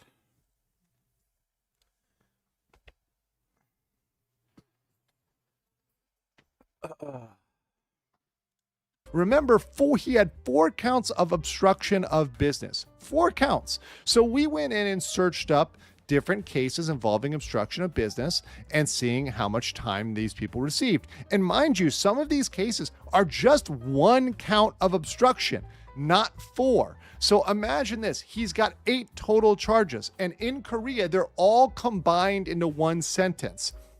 So Johnny Somali's sentence for everything was just 6 months. But these people over here, you can see these cases. And by the way, Godan is just kind of a Korean modifier that's used for the lower court. It's used to search these cases. And you can kind of use that in Hangul to find these cases if you want to validate this. But you see this 2018 case in the Seoul Central District Court. The defendant received 8 months just for obstruction alone. You got a 2017 case of the Seoul Central. I don't know if they gave him such a light sentence because he's like a foreigner and they don't want him around or something, or they feel bad for him for being a retard.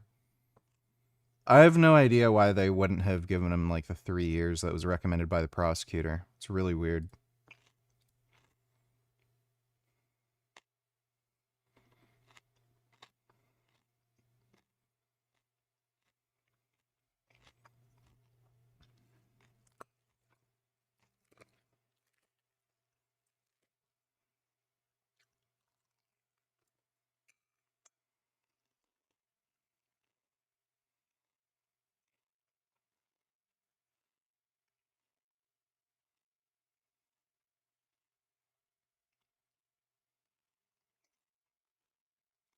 Central District Court. That was 6 months. But wait, that's just for obstruction alone.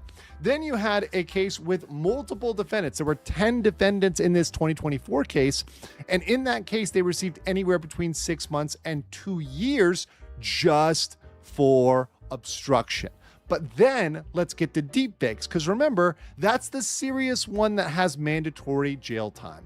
So if you look at that, it's called Violation of the Act on Special Cases Concerning the Punishment of Sexual Crimes, Deepfake Distribution. You look at these cases, they are all pretty much unanimously more than 6 months. 6 months is a complete aberration in these cases.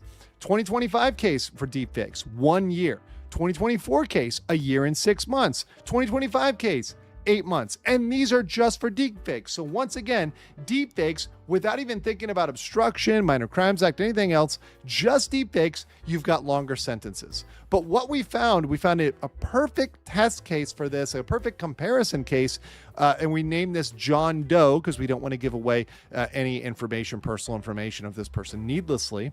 But we looked at this and we compared this and lined this up with Ramsey, and we found this was actually a pretty good one to say, hey, how was he sentenced versus Somali? Well, this individual, John Doe, had 2 counts of obstruction of business and 2 counts of the Network Violation Act. Now, that's not the Deepfake Act. The Deepfake is more serious than the Network Act violation, right? So it's even more serious, but there's 2 different types of crimes here. And so he had a total of 2 criminal charges, just 2, right? 2 different types of, 4 counts, 2 types of charges. So he had the obstruction of business and the Network Act violation. So 4 total counts, half of the amount of Somali with 8. How long was he sentenced? 1 year. 1 year, right? So that's a huge difference. The prosecutor, what did they recommend? What did they recommend? Well, they recommended, right, a little bit over a year, about a year and 6 months, right? So they didn't get that, right? You clearly have good genetics. So why were you fat for so many years? I was eating a lot.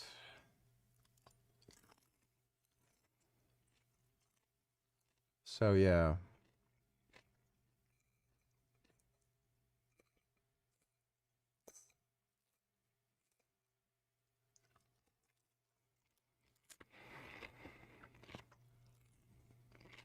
And now I'm not eating that much.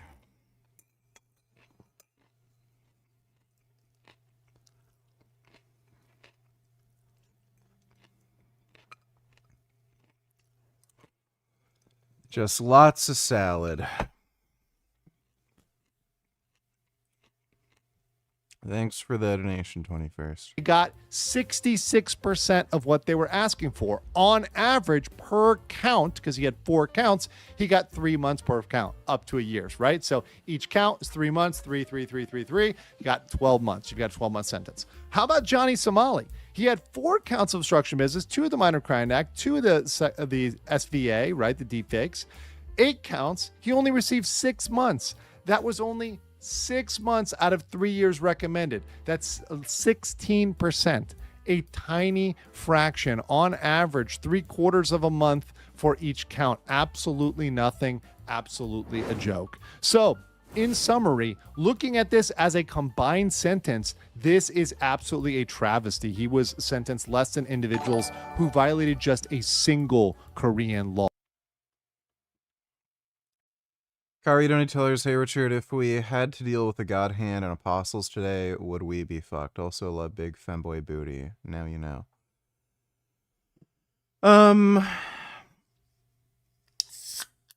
Well, unlike in Berserk, we have the luxury of modern firearms. So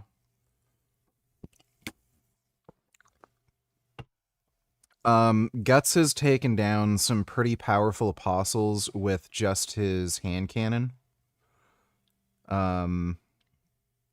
He blew away the Snake Baron with his hand cannon. I think he also used the cannon against the Count. Blew him away. There's been a few where just that small cannon in his false arm basically completely incapacitated them.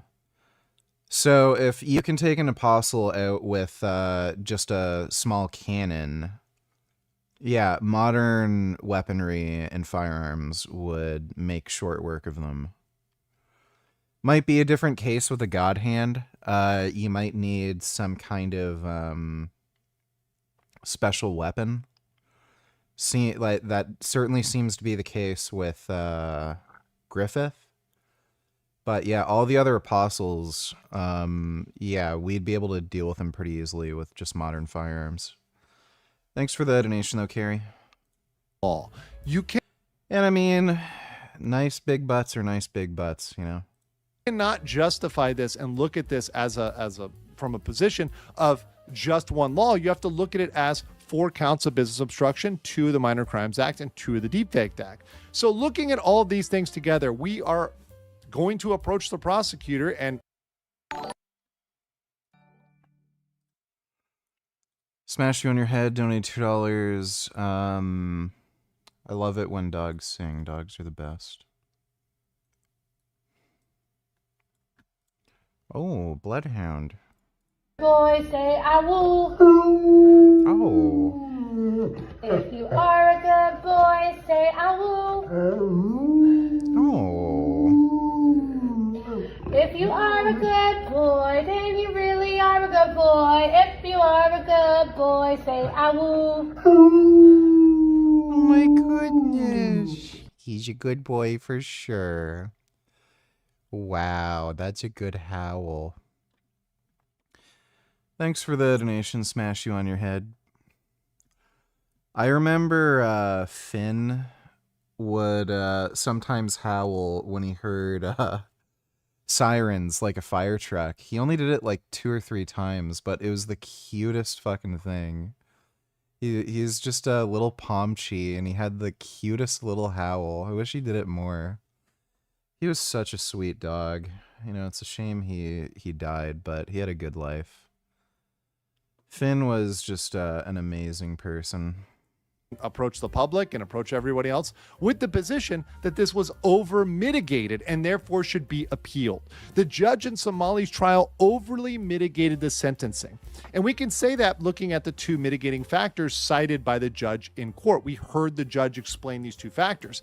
The first one was that the victims didn't feel punishment or feel severe shame. Now, this is absolute BS because 2 of the quote unquote victims were once again, in this very transactionally, as in Jungmann, who literally only agreed to a settlement with Johnny that he didn't want Johnny to be punished, right? That was what his kind of agreement was, because he also had a charge against him and he was facing serious criminal charges for throwing a brick through a Korean courthouse window. So he was trying to get himself down. He was self-interested. He wasn't genuinely sorry about that. In fact, I had an interview with Jungmann before all of this started where he hated Somali and he really wanted Somali to be punished. That is something that he thought before, but he changed his mind when he was looking at time behind bars. And then looking at, and then of course you had Hank Yu, who was his roommate and his financier for largely all of this process.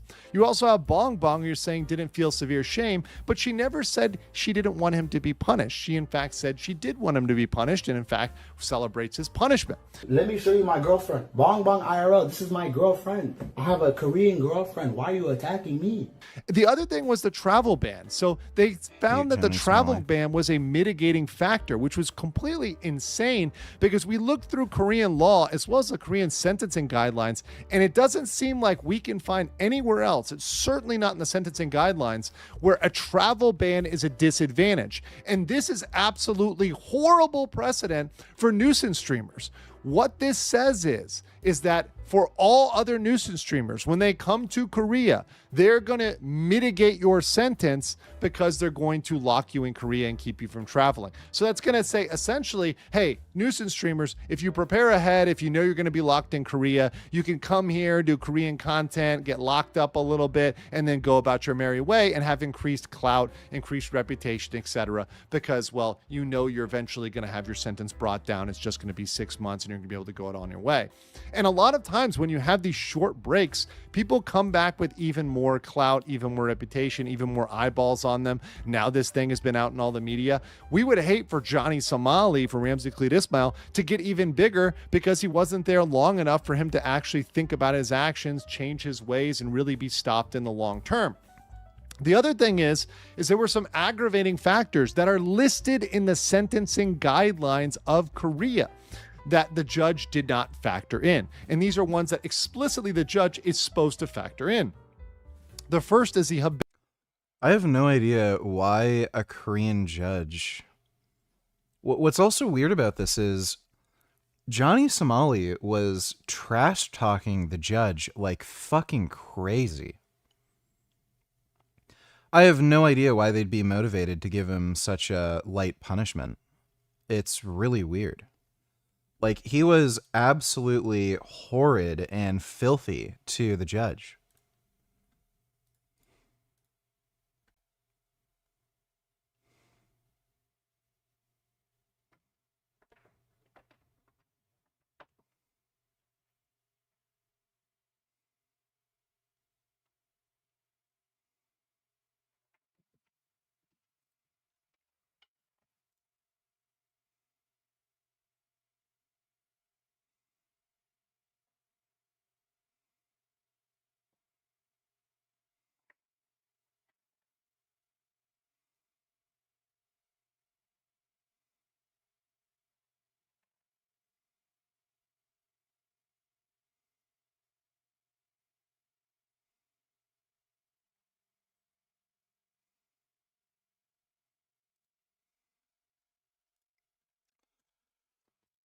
Mouse PI? Oh yeah, I saw this.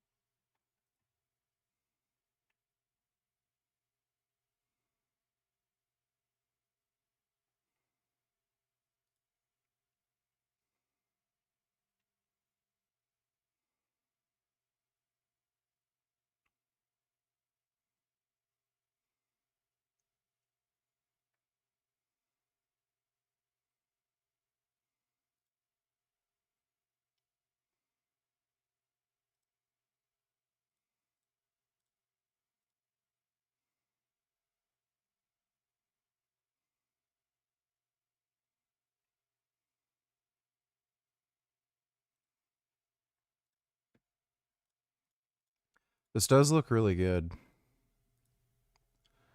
It's gotten really good reviews on Steam.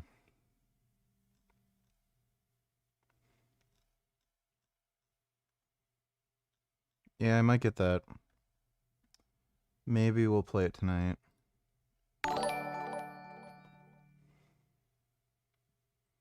Sleep, you don't need $2. Is this good training advice? Here's why you should skip leg day for calisthenics. Having extra weight on our legs is like having ankle weights on. It's dead weight.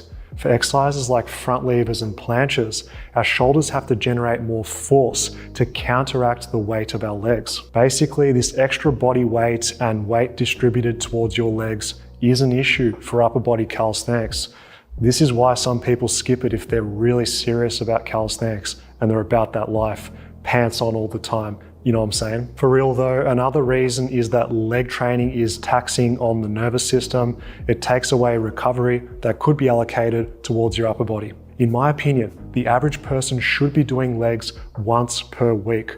You're not competing at the highest level in calisthenics, so just doing one leg workout per week is worth the effort to get the benefits. I mean, if you want to do the most amount of pull-ups possible, you know, and all this other shit, sure, but it's like, I don't know what most people are really doing calisthenics for. If you just want to look good and shit, like, why the fuck wouldn't you train legs? You know? So, like who cares? And I mean, if you end up doing less pull-ups because you weigh more, well, that means you're lifting more weight and you can build more muscle. So I don't know what people do calisthenics for. I can understand if you like if there's like competitive calisthenics where people compete to do the most amount of like pull-ups or I don't know, whatever movements they do, like, I guess that makes sense, but, like, if you just want to look good and shit, Why the fuck wouldn't you train legs? It's just stupid. Thanks for the donation, Sleepy. Fat doesn't lift the weight. Donate $2.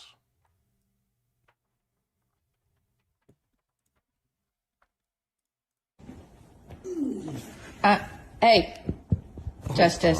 He's like, I'm gonna do what I want to do. Oh. Oh, That was an that dog intense likes call. cuddling. Wow, that's a nice dog.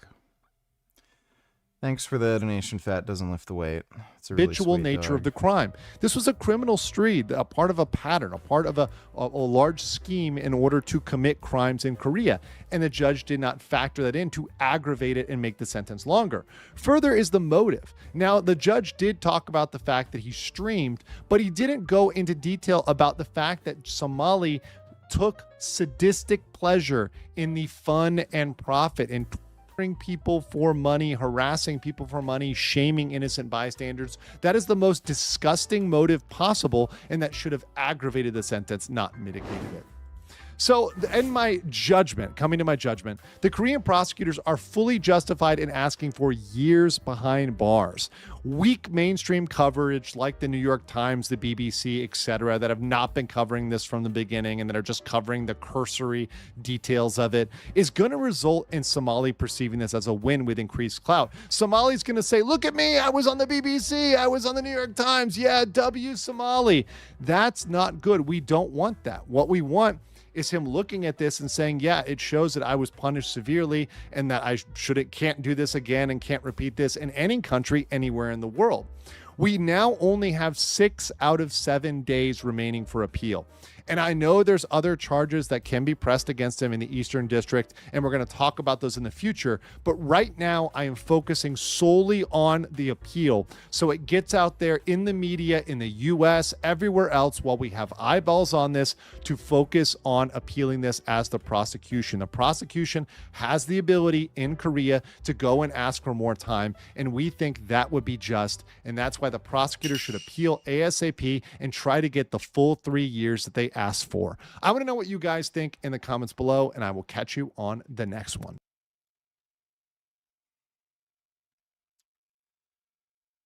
That was a huge shock to me that he wouldn't have gotten at least a year. Because again, that guy was so fucking unhinged, had no remorse, and especially with how he was treating the judge and talking about how he loves North Korea, the judge is a fucking bitch. Like, in any other situation, you'd get the book thrown at you, but he just got off so easy.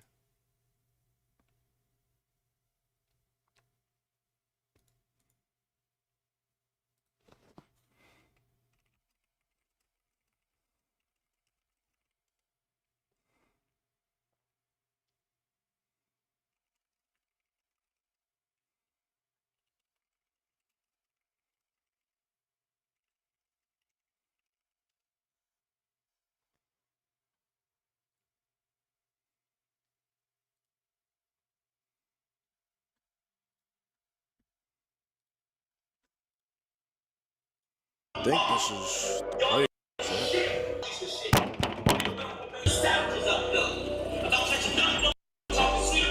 If you guys can turn down the music a little bit, you know? This ain't residential area, bro. I was just wondering, you know, This commercial my shop. property. Yeah, This ain't residential, boy. It's the first day. I just fucking suitcases over there. I'm living here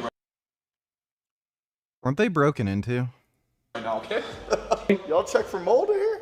Hey, buddy, this is a Ponzi scheme, all right? Is in my head again.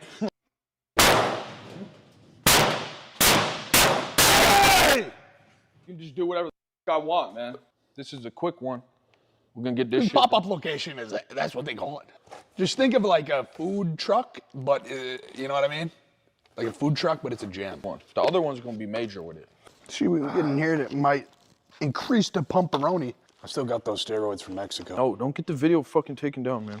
I'm feeding for a chest pump. You want some beetroot? Beetroot good for like pump for? Shit, is it good, boy? Shit, hard to touch the best. You just doing this, right? You just doing this.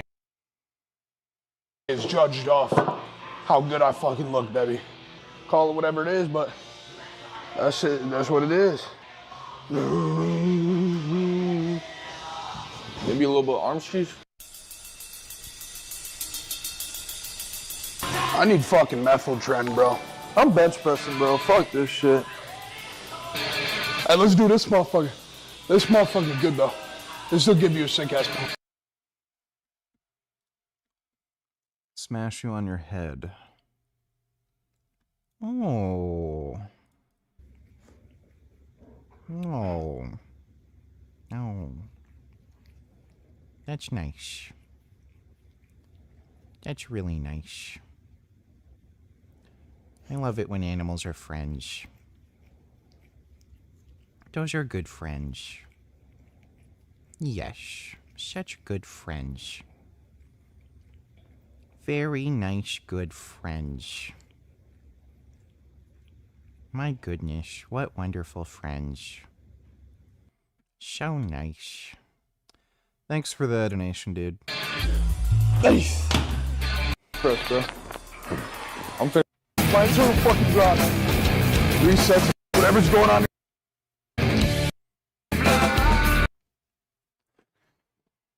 It was, Mikey's the one who tore his, pec, right? Yeah, he was trying to bench 600. Kevin Levrone also tore his pec, benching 600. I think there's a point where, like, you really just should not bench a certain amount of weight, even if you can do it.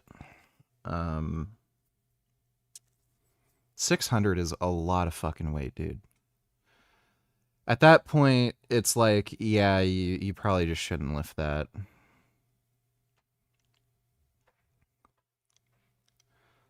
That is a nutty, ridiculous amount of weight.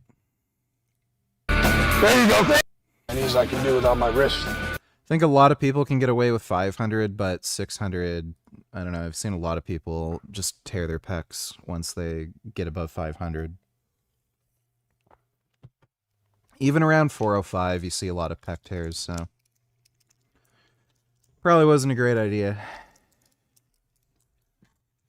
Combine. Oh, so we're gonna be weak there. Combustion. We're gonna No, be dude, I have the injury that I'm working around. How can you do 20 reps, but you can't get the last 5 because you're gonna blame it on your wrist then? I don't want to hear shit from you, man. Oh, I need to take a week off the gym. You're a fucking pussy, bro. Did I though? No. Yeah, you fucking. How many days you take? 3? I've been taking 3 days off the fucking gym since I was 13 years old. You don't even know what I was doing, bro. Fuck You you, bitch. Man, you wouldn't survive half the shit I've been through, son. I was right next to you the entire time. I think I could, yeah. No, you fucking couldn't, Pretty bro. fucking easy, dude. Off this butter, man. Stress me the fuck out, dude. I'm I'm gonna gonna go freak out. I'm gonna freak out. Oh my Soft god. as shit, boys. That's it. I said don't fucking touch me. And you going to fucking kick me? Motherfucker. You wouldn't have been bounce band if it wasn't for me. What? What? You did not put me on the crowbar. Oh, I'm done, yeah. Perfectly executed. Yeah!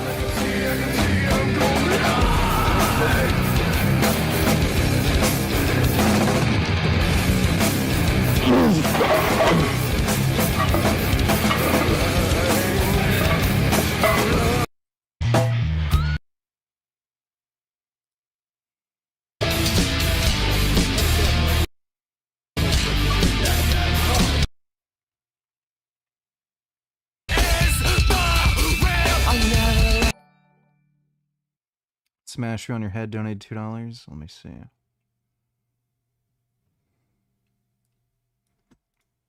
Oh. What the hell? Francisco Airport in October of 2024 when I randomly met Alex the Great.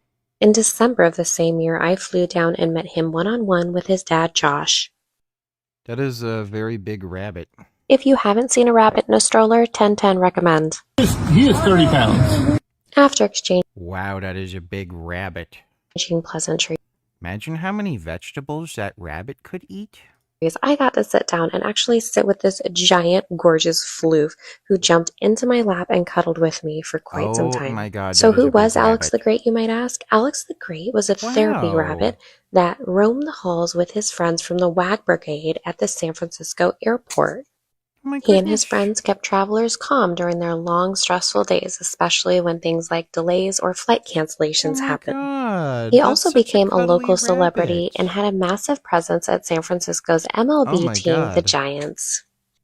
In July of Wow. 2025, Alex the Great developed a type of cancer and Oh passed away no. at a young age. His Poor mom and dad are keeping rabbit. his memory alive Look at that beautiful rabbit. by helping other rescue rabbits, and you can check out their Oh, page. that's a really sweet rabbit.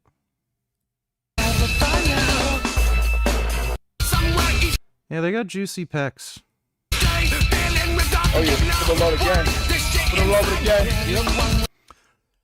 Yeah, I didn't even know this until recently, but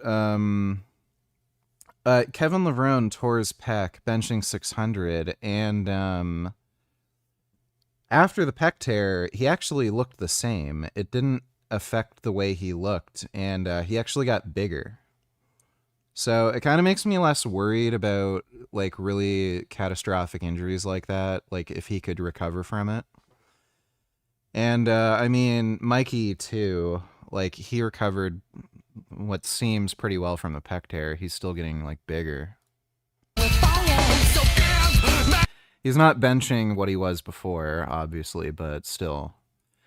Even after the pec tear, Kevin Levrone was still throwing around crazy fucking weight. 2 weeks before one of his shows, he was doing 495 for reps. And that's 2 weeks before a competition.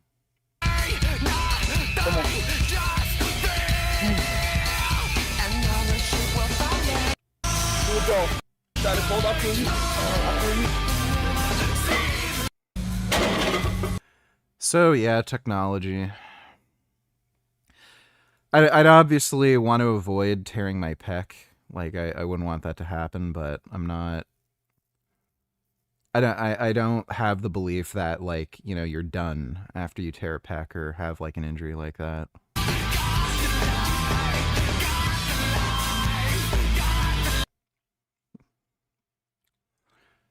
Yeah, it's like it still looks pretty symmetrical on either side. And it looks like his chest is bigger, if anything.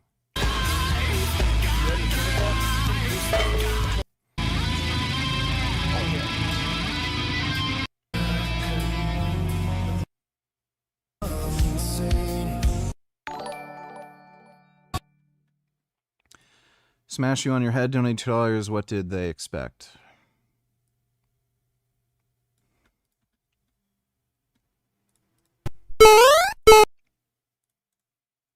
Rat. My goodness.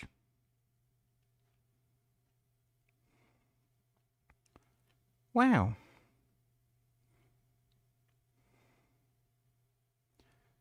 I don't know what you mean by what did they expect, but that's a nice rat. Rats are nice. I love rats. Rats are good. Is this another weird Instagram thing where it's giving me the wrong link? Oh yeah, it's keeps giving me different links each time I click on it. There's a rabbit. Yeah, rabbits do that. Love how it just picks up the bowl and smashes it. It's giving me a different link each time I click on it. That rat's stealing his money.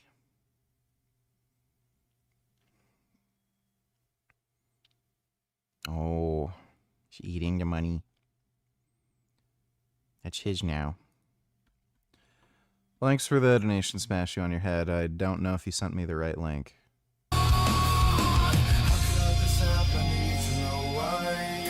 Stop, but you didn't try. I hate you, I hate it, I hate me, the lie.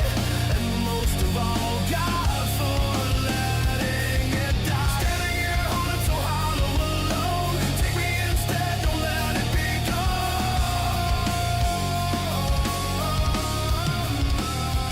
I look in the mirror that and how much they care.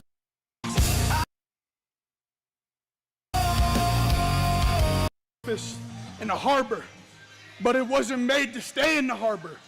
It was made to explore, to venture out. Okay? But listen, That's a hard asthmatic mic quote. if you don't take some time to visit the tavern, who's gonna tell your stories? Who are you gonna tell your stories to? He's looking a lot less bloated. I don't know if he reduced the drugs he's on or started dieting or what. But he looks better. Leave the harbor, man, but always make sure to come back. Okay? Remind yourself where you come from. All right? Oh, yeah. Icarus laughed as he fell. Smash you on your head, donate $2. Let me see. Fat doesn't lift the weight. Muscles do. Slow cut is the way. You'd maybe stop fainting doing a rep on OHP. LLLLLL. You're a fucking idiot. Yeah, let's see how, out of shape I am, huh? You wanna fight me in a fucking cage and see how out of shape I am? I guess I don't have to be in great shape to fight you, would I, dipshit? I just have to smash you on your fucking head! Yeah, I get it. You sent me that a billion times. Okay, thanks for the donation. Can you bench more than peak Big Lenny? Probably. Way back in the day, he had a much better physique. He had a bit of the bloated stomach and everything. What show was that?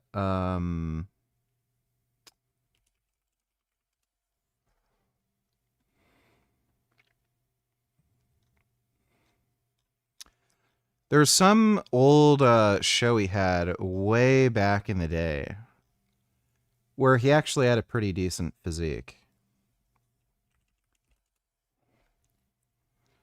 Wasn't that one?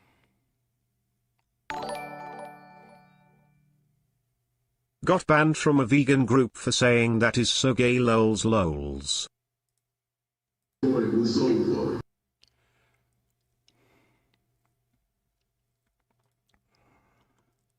I mean, that sounds about right. It's a vegan fucking group, right? So they're pretty gay. Thanks for the donation, Fad Fudge.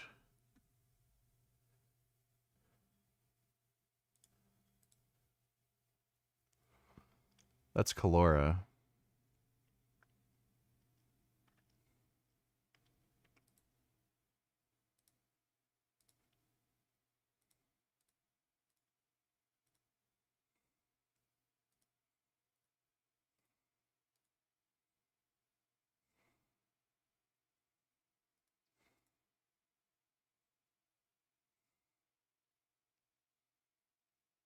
That's definitely not his best shape.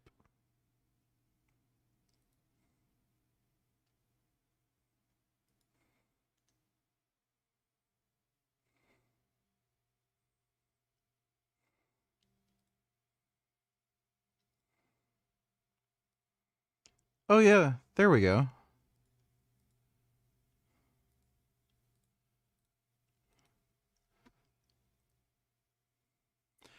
Yeah, I mean, for Big Lenny. I'm not sure if that was the show I was thinking of. Yeah, the stomach just became fucking crazy at some point, but I remember one show way long ago. This is it.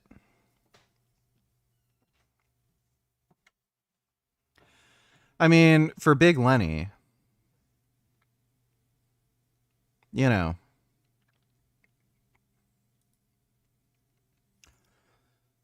like his arms look really good. Pecs on certain shots look all right, like pretty big, wide lats. His legs are definitely underdeveloped. His stomach is, you know, kind of out of control already, but considering what happened later, you know.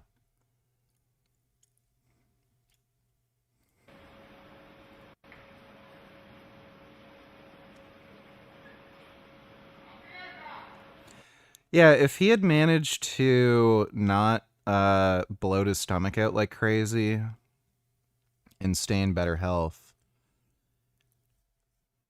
could have done like okay, you know. Same thing kind of happened to his buddy, Andrew Calora.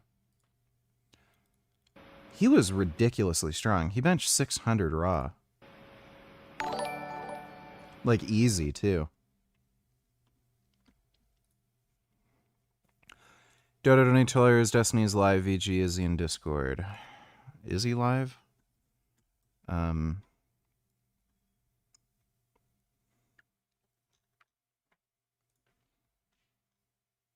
No. He is not in Discord.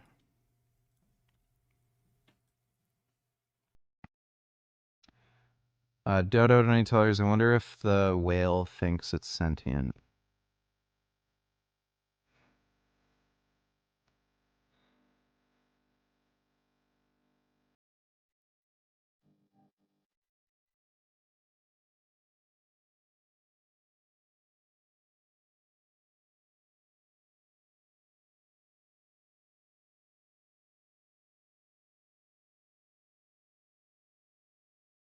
Oh. Wow. What a nice whale.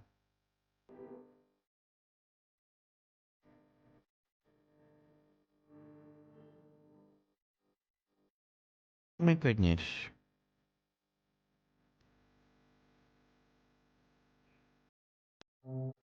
Whales are nice. Yeah, I don't know what the whale thinks. If the UK joined the US as the 51st state, we would be the poorest state in the entire union. Mississippi, which predicted, blah, blah, blah. Yeah. That's the funny thing. People make fun of, you know, bumfuck states like Mississippi, but they're doing better than the fucking UK. I don't think people grasp how far we've fallen in terms of when it comes to GDP per capita. We've seen no growth for almost an entire generations. Well, there literally hasn't been. The like bullshit GDP statistics, like, oh, well, we've had 1.5% GDP growth year over year.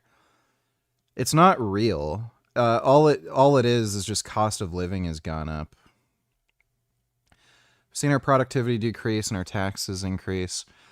The UK has a particularly retarded problem with the way they set up their tax and incentives.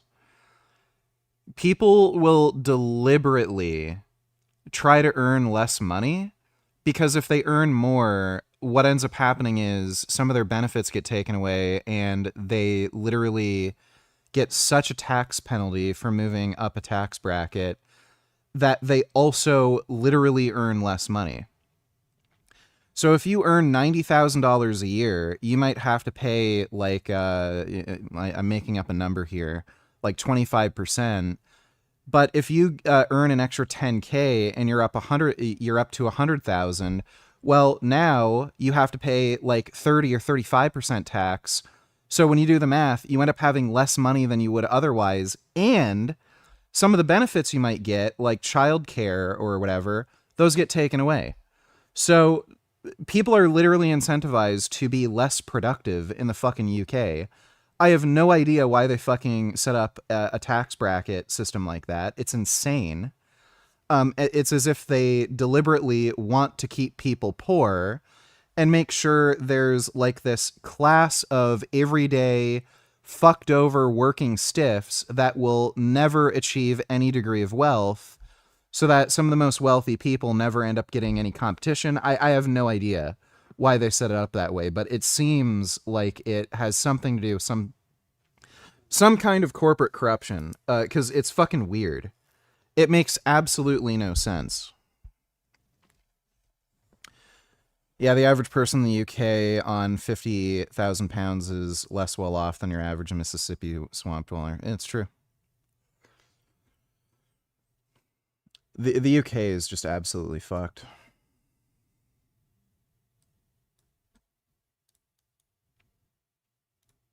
Salam alaikum, everyone. I'm Rami Youssef. Oh, it almost Elmo. Mr. Rami, what does salam alaikum mean? Well, salam means peace, and it's a way to say hello in Arabic. Oh, cool. Oh, salam alaikum, everybody. Elmo and I are here to wish all of you a happy Arab American Heritage Month. Yeah, happy Arab American Heritage Month. I'm so proud of my Arab heritage, and I'm so happy to share this month with my fellow Arabs and Elmo. So, thanks, Habibi. Trump might have had a very good point with defunding PBS. A very good point. Wait a minute, what's Habibi? Oh, it's an Arabic word for a special friend. Really? Well, Yeah, why don't you tell him what jihad means? happy Arab American Heritage Month, Habibi. We love you. Yep. I'm with Trump on this one now. Shut down PBS. Holy fuck. That is insane. This is cringy knowing that Epstein did nothing wrong. A very clear picture of a creepy guy and a really clear question. Why did so many people who had so much to lose? Yeah, creepy guy. Dude, it's... Find any dude Epstein's age and, like, find me one person who does not find the women he found attractive. Okay, like...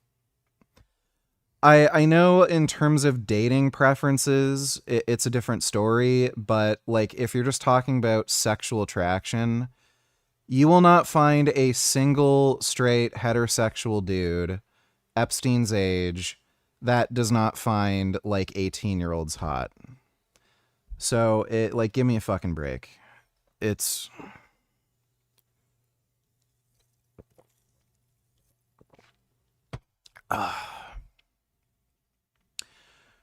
I don't know why this there's this weird taboo with like this age difference thing. Sure, if somebody's underage and you're preying on a minor, that's a whole different fucking story. Like you're a piece of shit. But when you're talking about girls that are literally fucking adults, what the fuck are we doing? Keep hanging out with him. We sat down with a couple of experts and said, you look at this, law enforcement people, tell us what you think. Smash you on your head, donate $2. Why the fuck are No, I'm people... not watching that channel. I think women, as I said the last time, have an intuitive sense. What is intuitive? They have intuition, they have feelings, and they're able to deal in the realm of things that men, especially men like myself, find unexplainable. So, Melissa Marola, as a former profiler, Christine Dunn as a... Yes, ask fucking dumbass women about this, who are obviously going to be fucking biased, knowing, like, the fucking media attention this guy has. Are you fucking kidding me? Former federal prosecutor. When you hear that, what do you see? So I see somebody who clearly knows how to take advantage of a situation, how to... Like... the women who, like, these girls that went to Epstein Island, they're millionaires now because they lied about being abused by Epstein. They clearly all lied. That's why the guy was never prosecuted on any kind of sex crimes. He basically was charged with the same shit Diddy got charged with, which is just, like, paying for a prostitute across state lines. Which, like, who the fuck cares? So, this guy just wanted to have some fun with some girls that he found attractive. And these girls lied, made up a bunch of bullshit, and this is after his estate was up for grabs, after he died, where he couldn't even defend himself. These women became fucking millionaires, and then we're claiming Epstein is the one who knows how to take advantage of a situation. Really? How about the fucking girls who lied about him? They're the ones who made off like bandits. He ended up in a fucking prison cell where he was probably murdered by another inmate because everyone around the jail cell spread a fucking rumor about him being some pedo. Dodo donated $2. Let me see. My world is turned upside down this weekend. As some of you may have seen, I was featured on a recent episode of Vitaly, where I was wrongfully portrayed as someone attempting to engage in a private. Since then, Vitaly has publicly acknowledged through both written and video statements that this is a mistake. Additionally, the officers from the Santa Ana Police Department who were called on the scene conducting their own investigation confirmed that I'm innocent. Sincerely grateful, appreciate mistaken, the impact, false accusation, harassment, judgment, damaging, wholeheartedly support to expose real wrong, blah, blah, blah. Yeah, whatever. Vitaly's a piece of shit.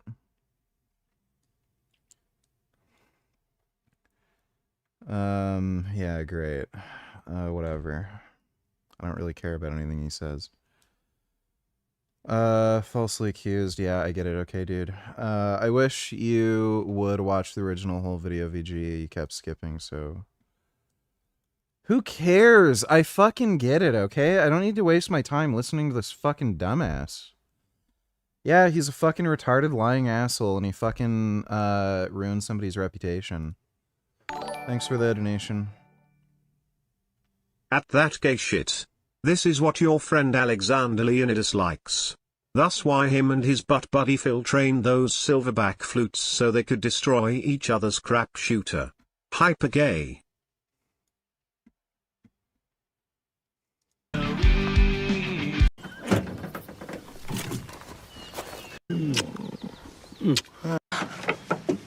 I don't know what the fuck this is. Thanks for the donation, dude. Size somebody up and determine, is there a way that I can spot vulnerabilities and that I can use those vulnerabilities and exploit them in some capacity? I don't think he viewed any of his victims as actual people. They were, things to be used by him. To what degree do Yeah, that's why all the video footage you can find of the guy is him having fun and the girls that are with him also having fun and laughing and having a good time, right? you think this lavish lifestyle that he exposed people to was also just part of the whole equation? We know that most of his victims were vulnerable individuals. And so they see something like this and they They're not vulnerable, they're adults. think this is opportunity for me to get ahead, to have a stable income, to have, a place that I can go. And so it's part of the grooming process. They're adults. They were paid for... There's different accounts. Some girls were explicitly paid for sex. Some girls were paid to give massages and just hang out with them. They're adults. They can do whatever the fuck they want. Like, if this is the case, then literally any form of employment is grooming. Because you're taking advantage of a vulnerable person who will go homeless if they don't find a job, right? Like, fuck these people. These are just some dumb cunt fucking women. Fucking cares. Because if he knew to fall was to mean that he once flew. Why didn't I, mommy? Come on, baby. Come on, Mom. That's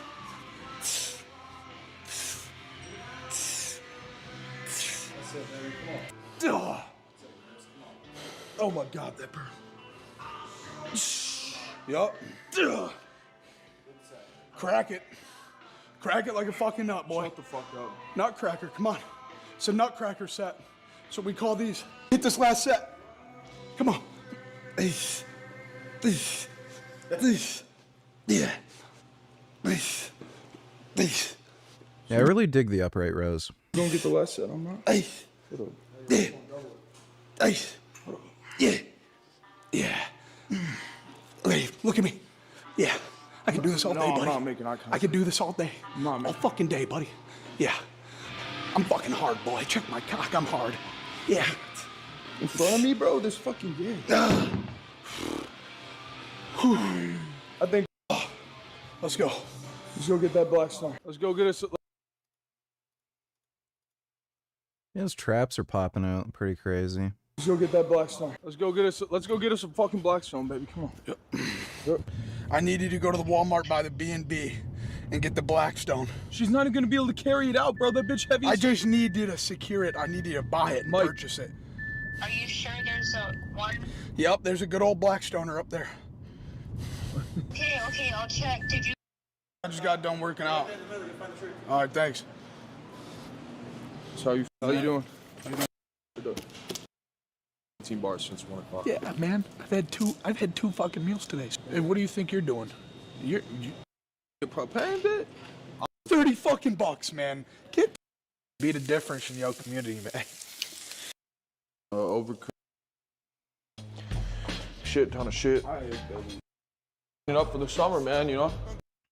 Oh, look at that big kitty. I bought you the big cat treat you can later, boy. Oh my goodness. Little bastard right there, boy. Oh my god. He got signed personally. Dennis Rodman jersey, can see the GOAT. He wasn't that good, but it's all about the heart. He wasn't. Made his hands fucking What does it mean? hard. Rodman was By the not time good. he's got these. Just check that snap. Hell yeah, dude. Bro, this is my fucking dream car. I fucking love Lancers. On the way. Yeah, we're slowly getting them all in here. The GT. It's not like my literal dream car, but I fucking love Lancers. Dream car is the Ariel Atom, but dude, I'd love a good Lancer. They haven't seen the Evo yet. Show them this motherfucker. It won't turn on though. Just Turboed. One owner type shit? One owner. One owner. Fucking 800 wheel horsepower, all-wheel drive, little fucking race car. Just from Tokyo Drift, I fucking want. Fuck yeah, dude. I'd love to get a Lancer Evo and tune it. Those are the sickest fucking rally cars. I fucking love rally cars. But it actually makes no fucking sense why they had the main character drive. Papa, that's the beer mode physique, probably the most fruity thing to be mentioned on this platform. Also, how many reps on the barbell curl can you get with 135? I got only 6, but biceps have been my weakest part forever. I have rarely ever consistently done barbell curls. I remember a while ago I worked up to doing sets with 135. I can't remember how many I could get, maybe like 8. I just don't like the way they feel versus dumbbell curls. Even easy bar curls, I just don't get as good of a feeling from just dumbbell curls. And I find that I'm more like injury prone when I do some form of barbell curl or easy bar curl. So I've always just preferred dumbbell curls.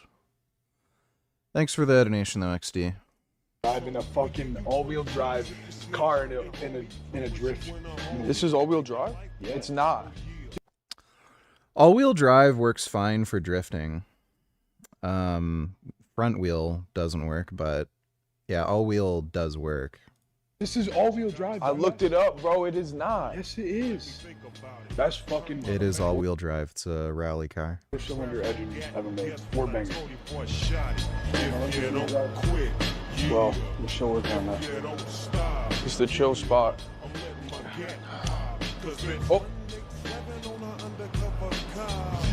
Oh. Shoddy that I bought used I love shotguns. by actual SWAT teams. It's got to put that in the door. Beast. But right now we're looking for sponsors for the gym because I realized quickly that, you know, gym equipment is real expensive. So if anybody wants to sponsor us. Like posters, flags, all types of fucking shit in this The joint. best lighting known to man. I did buy a one-piece flag, like the. What did vegans eat during the Ice Age? Same shit they be eating now. Ice Age doesn't mean what you think it means. Thanks for the donation, Godus. Yeah, represents freedom. Freedom from government control, boy. Yeah, boy. What I mean? Is that a flower with any testosterone bottle? Yeah, it looks like it is. It's thriving.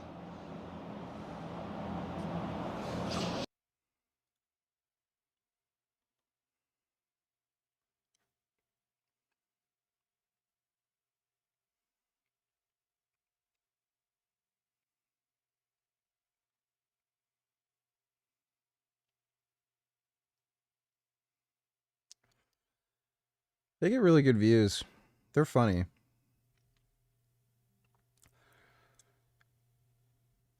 Yeah, I find my workout videos and shit are a bit more boring because it's like just me and shit.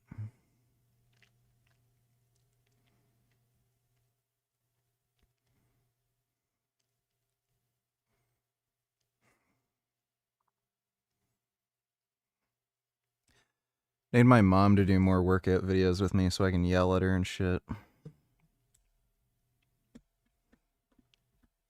An audience potentially falling out of love with the sport. F1 definitely learns very quickly. The 2026 Formula One season is embarrassing. Teams are demanding change. They're staring into the void. Drivers are threatening to leave. The current regulations are not helping the longevity of my career in Formula One. And one crash has changed everything. Drivers complaining because they're not used to driving cars like this and they're having to relearn the way in which they drive. Now the FIA are looking at 6 new rule changes to save the sport before Miami. I've been scrolling through social media and look.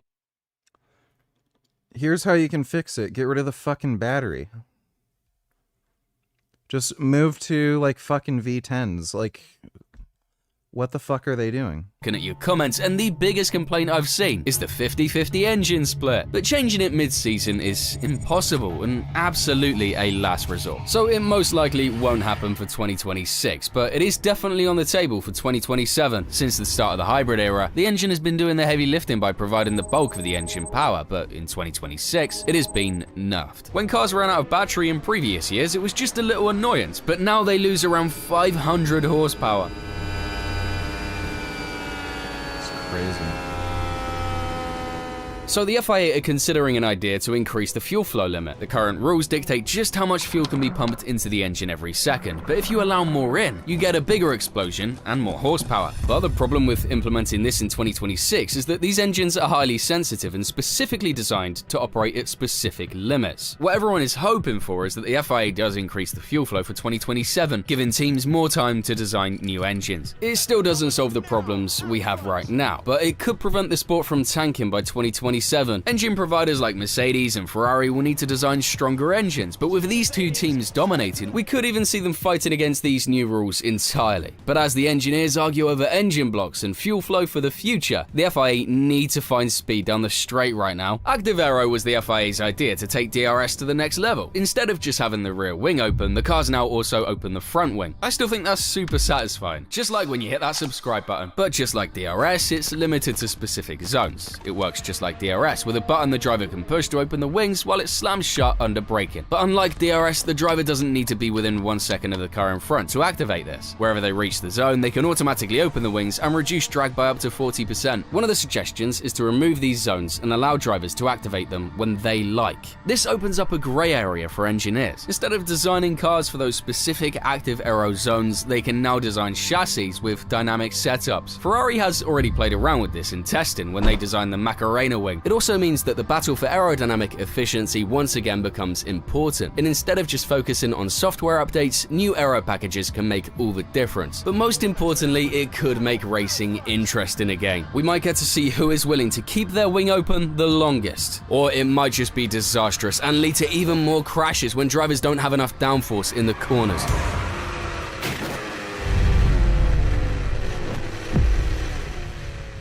Freeing up the active aero could allow drivers to save battery in between different zones, like that turn 10 and 11 section in Shanghai. It's more risky, but comes with a lot of reward. And finally, drivers like Max... The battery's just fucking stupid. Get rid of the fucking battery. Just switch to V10s. What the fuck are we doing? Like, electric is just stupid.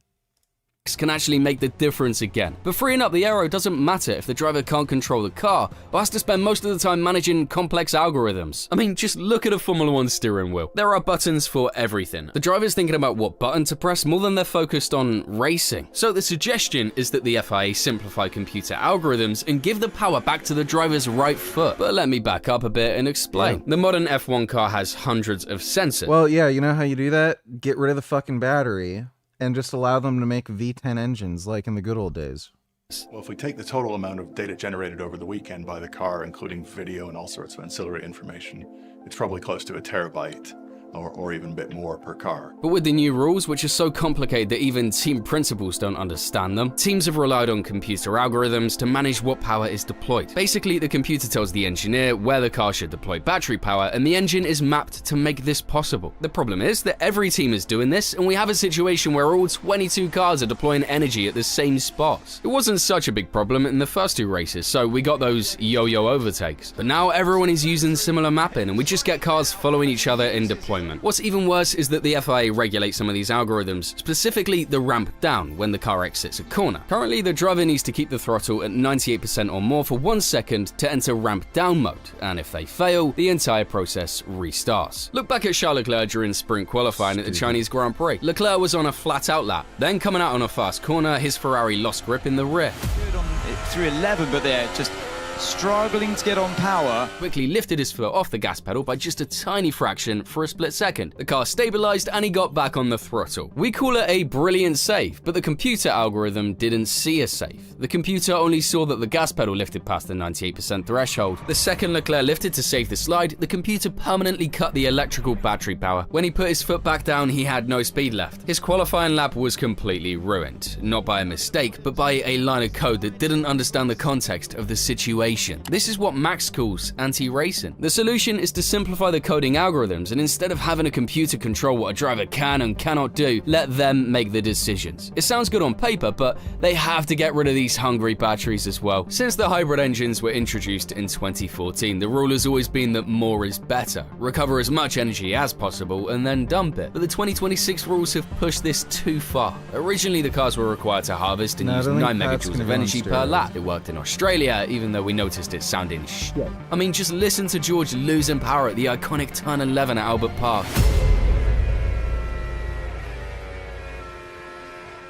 Or Kimi in Turn 1. So after China, the FIA realized that's just too much. So they cut it to 8 megajoules for quali in Suzuka. But here's what they missed. Suzuka is a traditional track. It has that insane S's section and the iconic 130R. The line in 130R, and Alonso having none of it, straight around the outside. Even at 8 megajoules, they couldn't prevent cars from super clipping and doing lift and coast into high-speed corners. So the next step is to reduce it even more, with 6 megajoules being thrown into the hat. It is still more than the capacity of the battery, but it brings us much closer to the racing of 2025. I'll get to that in a second. When we get to Miami, aggressive lift and coast might be a thing of the past, and drivers can drive the car as hard as possible. But here's the trade-off. Cars have less battery to deploy each lap, and the engine is still only producing 550 horsepower. So if Max was complaining about the cars being 2 seconds slower per lap in Melbourne, he might have to settle for 5 seconds slower in Miami. The FIA argues that fans would much rather watch a driver push a slightly slower car at the absolute edge, instead of driving the fastest car in the world like a Prius, trying to save gas. But even with the battery usage reduced, cars are still super clipping, and the FIA wants to supercharge it. You're probably tired of the phrase super clipping. It's been stuffed down our throats since Bahrain testing. These cars and engines, battery, like it's all super sensitive to your inputs. Yeah, it's just changing a lot every time that you go out. Sometimes you don't even understand why it's so sensitive, or so. Thanks to the new 50-50 split in power deployment, a driver first needs to go slower to go faster. Before these regulations, the cars use the MGU-H and the MGU-K to charge the battery. But with the MGU-H stripped, all the battery recovery now falls to the MGU-K, which is directly attached to the crankshaft of the engine block. How it works is simple. Whenever the car hits the brakes, it generates kinetic energy that charges the battery for deployment. But here's the catch. The current battery can only hold 4 megajoules of power, while the car can deploy up to 9 megajoules per lap. So basically, the battery drains too fast, and the cars need to constantly harvest. The most efficient and mathematically reliable way to do this is through lift and coast. So instead of braking at the last possible second to maximize corner entry, the driver now lifts off the throttle, sometimes up to 200 meters before the braking marker. During this coasting phase, the physical resistance of the MGU-K dragging on the rear axle acts as a generator, which feeds the power back into the battery. This whole process is really efficient for engineers, but for fans and drivers, it kind of kills the sport. I mean, who wants to see Kimi coasting on a qualifying lap through the most satisfying section of Suzuka? It makes the car sound like shit and completely takes away the risk. Instead of making up those extra few tenths in the corners, drivers treat them like high-speed charging stations. Alonso even called it that. Pero pero las curvas rápidas ahora son puntos de recarga. Entonces, But the most frustrating part is how sluggish these cars can look at the end of straights, and why you haven't really seen any overtakes this season into heavy braking zones. Max showed this in Japan. Instead of overtaking Gasly, he just stuck behind the Alpine, stating that if he overtakes into a braking zone, he just gets repassed on the next straight. It was just very hard to pass. I mean, I could pass, but then I would get repassed straight away because my battery would be empty. But to combat this, super clipping has been introduced, and it is basically a complex engine mapping strategy where the internal combustion engine is forced to produce more horsepower than the car needs to move forward at that moment. The excess power generated by the burning fuel is diverted into the battery to charge it, and we get those moments where it sounds like the car just lost full power. After the embarrassment of Suzuka, the FIA wanted to change it. Currently, the rule caps the car to harvest no more than 250 kilowatts during super clipping, and if a driver combines this with lift and coast, they can harvest 350 kilowatts. So Lyco is more efficient and gives more energy in a shorter time. That's why you see so much lift and coasting. Now the FIA want to fix this by bumping the super clipping limit up to 350 kilowatts, matching the harvesting power of lift and coast. In theory, they won't have any reason to lift and coast and carry more speed into braking zones, and late braking might return. It fixes. This seems like a overly complicated rule set when they could just go back to V10 engines. The throttle pedal, but that's only half the battle. Quali's been another pain for drivers, where it's no longer the fastest driver that gets pole. To make a qualifying lap feel and look faster, the regulations must actually limit the peak electrical power of the car and smooth out the deployment curve. This sounds absolutely stupid and backwards. I mean, F1 is where cars used to push with everything they have until the engine blows out. And it's flame. Oh, and Maxwell's off. Now they need to limit power usage just to get the fastest lap, but when you look at the physics of aerodynamic drag at extreme speeds, it all makes sense. Think about sticking your hand out of the window of your car at 60 miles an hour. You feel the wind pushing back against your hand. Now imagine doing that at 220 miles an hour. Under the current rules, drivers were told to deploy 100% of their electrical power once they hit the straight. The car would gain an extra 350 kilowatts of power and rocket up to 220 miles per hour in seconds. Unfortunately, that drag drains the battery incredibly fast. So halfway down the straight, the battery dies. That's almost 500 horsepower gone, and the current engines aren't strong enough to push through the resistance, even when the driver goes flat out. They basically become a passenger in their car. But it is also really dangerous. If the car in front runs out of battery and slows down, but the car behind still has battery left, you get a 30 mile per hour speed difference in a split second. Oh, he got to the cross. No. that's a hard Genius. That's a big one. So to prevent another Behrman incident, the FIA want to automatically reduce the electrical power even before the car reaches top speed. It limits how much battery the car can use and prevents it from suddenly just losing power. Basically, cars will be pacing themselves like a marathon runner. Nothing is I don't know why there's this sudden fetish for fucking like battery power and shit. Like it's fucking F1 racing. We're just warming up. Watch out, it's about to get serious. Now, this first clip that I'll play, I want to show you where it's taking place. We'll go to Deep State Map here. Donetsk City, so in eastern Ukraine. This is an area that was taken by Russian forces back in 2014. So you see the purple here was the start. You know, the red to the northwest was as Russian forces advanced in 2022. Donetsk has been held by Russia since 2014. So this is a major logistical hub trying to keep the entire Donetsk front supplied. Now, it has been long within range of long-range munitions like the HIMARS, ATACMS, Storm Shadow, things like that.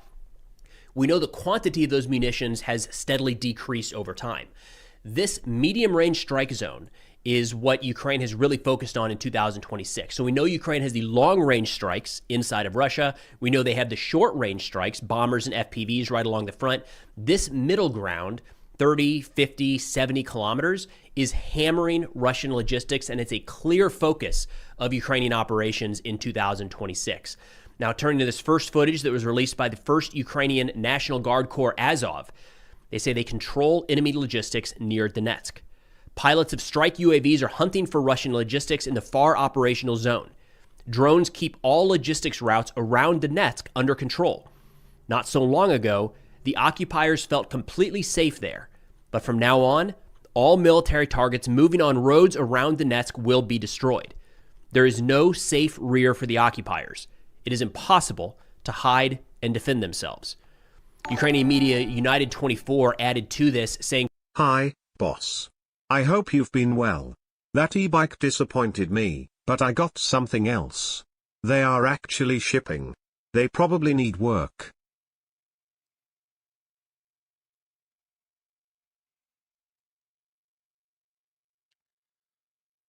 $500 watt, 36, 10 amp hour.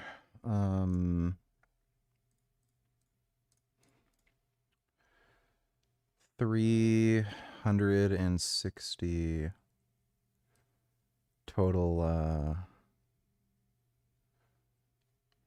watt hours. That's not much.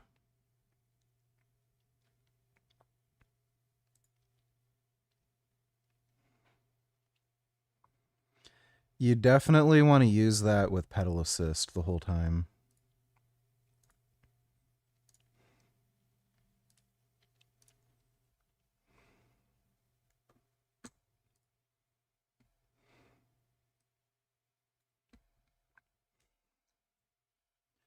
No battery.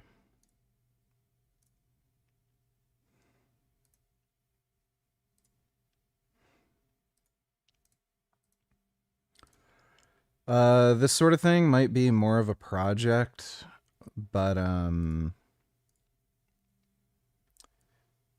yeah, this might be a better idea. Because if you can get a custom battery made for this, or like just find some, you know, pre-made battery that you can just drop into this fairly easily with little modification, like that seems to be a, yeah, that seems to be some like weird custom battery hub thing. Because $50 for that bike, it has all the electrics in it. If all you needed to do was get some battery, that might be a better deal because you could get a very big battery for that. That will get you more range. Kind of depends on what kind of effort you want to spend. I don't know though, man. Like, you can find a lot of pretty decent, cheap Chinese e-bikes that are pretty okay for like less than 1,000 that work. Will likely come with a warranty and have a pretty good battery pack. I don't know. Because these are also used too. You have no idea what the condition of the battery is in with that used one. Like this. And it's 360 watt hours. Like, that's really small. So you might be better off just getting a new bike. I've seen a bunch of Chinese bikes like that for 500 with a much bigger battery pack. Thanks for the donation, though, Vegans for Greenland. In quote, Ukrainian drone operators from the 1st Corps of the National Guard Azov's unit have been systematically targeting Russian military logistics routes in and around occupied Donetsk, including areas more than 50 kilometers from the front line. Would you get a Chinese e-bike if it was cheaper and good quality? I don't know what you mean by that. Cheaper than what? Why would I get it? Footage released by the unit shows Ukrainian drones operating directly over central Donetsk, including near the Donbass Arena Stadium. Video evidence published by the unit shows drone strikes against Russian logistics vehicles, including transporting personnel, ammunition, and fuel tankers. Additional footage indicates Ukrainian UAV presence over key urban locations in Donetsk, suggesting expanded operational reach. This is significant in a lot of ways. So when you look at and we're going to get into Russia, Magyar birds actually just hammering air defense systems throughout eastern and southern Ukraine, those are only good for larger drones. So when you get a smaller drone at a longer distance, things like the Buk air defense cannot target it and effectively shoot it down. So when you get FPVs 50 kilometers over the front or beyond the front, it changes how you have to defend. And if one truck is hit on the ring road around Donetsk, around Donetsk, that changes how they operate. All of a sudden, it is a new threat that they have to incorporate into their day-to-day operation. So at the very least, you're talking about a disruption in the Russian line of communication, the Russian logistics chain, if not shut down. I mean, it's going to take a lot of drones over a long period of time to shut down some of these areas, but that does appear to be the direction that Ukraine is headed in terms of operational priorities in 2026. And to that, we got a pretty dark message from the Magyar birds where the G-rated, the translated version said, quote, the enemy, you're screwed. We're just warming up the engines. Watch out. It's going to get serious. And I'll play some footage here from Magyar where they released this statement. Jeez. The actual phrasing that I'm catching from their English-speaking Twitter or X channel is, quote, worms, you're effed. We're just warming up the engines. Buckle up. It's about to go all the way down your throat. Hate to be on the receiving end of that threat, especially when the capabilities look like they do. Now, in this footage, the 414th Unmanned Systems Regiment, Magyar Birds, released this clip showing the effectiveness of their strikes just last night. So one night of strikes. They said combined strike by the birds of the Unmanned Systems Forces on the night of April 16th against the enemy's layered defense, strike and support system, 3 air defense systems, 2 Iskander bases, the Rubicon base, 2 oil depots, and multiple logistics and support facilities. In total, 16 different military targets were struck.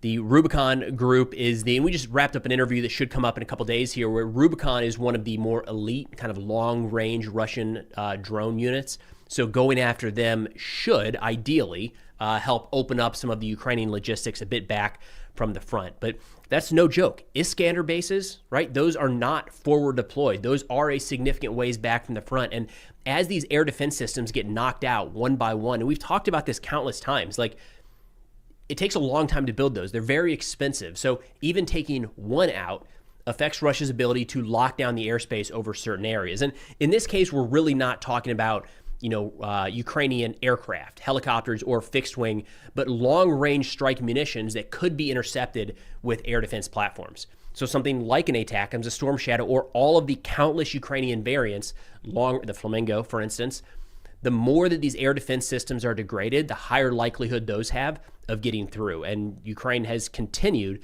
to degrade Russian air defense since day one. Magyar is not letting up on that at all.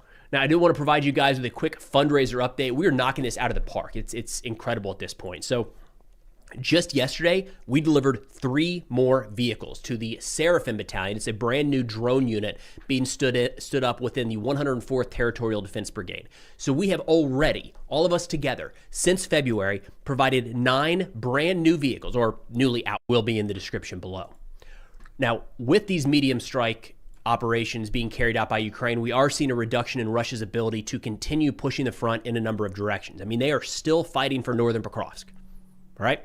They are still trying to get things sorted around Kupiansk. There has not been a lot of steady Russian progress really anywhere along the front. It's been slow and it's been costly.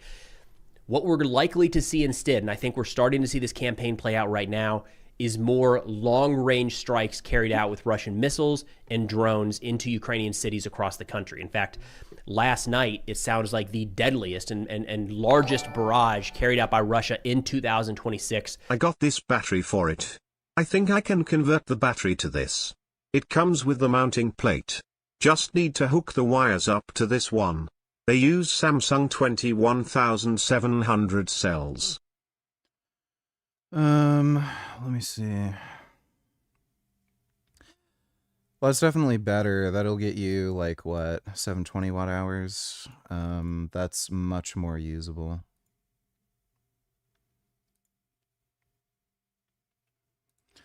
I would just make sure it's compatible, but yeah, that's a much more usable battery capacity. You could use something like that for just direct power, not just pedal assist. Thanks for the donation, though, Vegans for Greenland. Took place. My understanding at this point is that at least 17 people were killed and more than 100 wounded across Kyiv, Dnipro, Odessa, and elsewhere.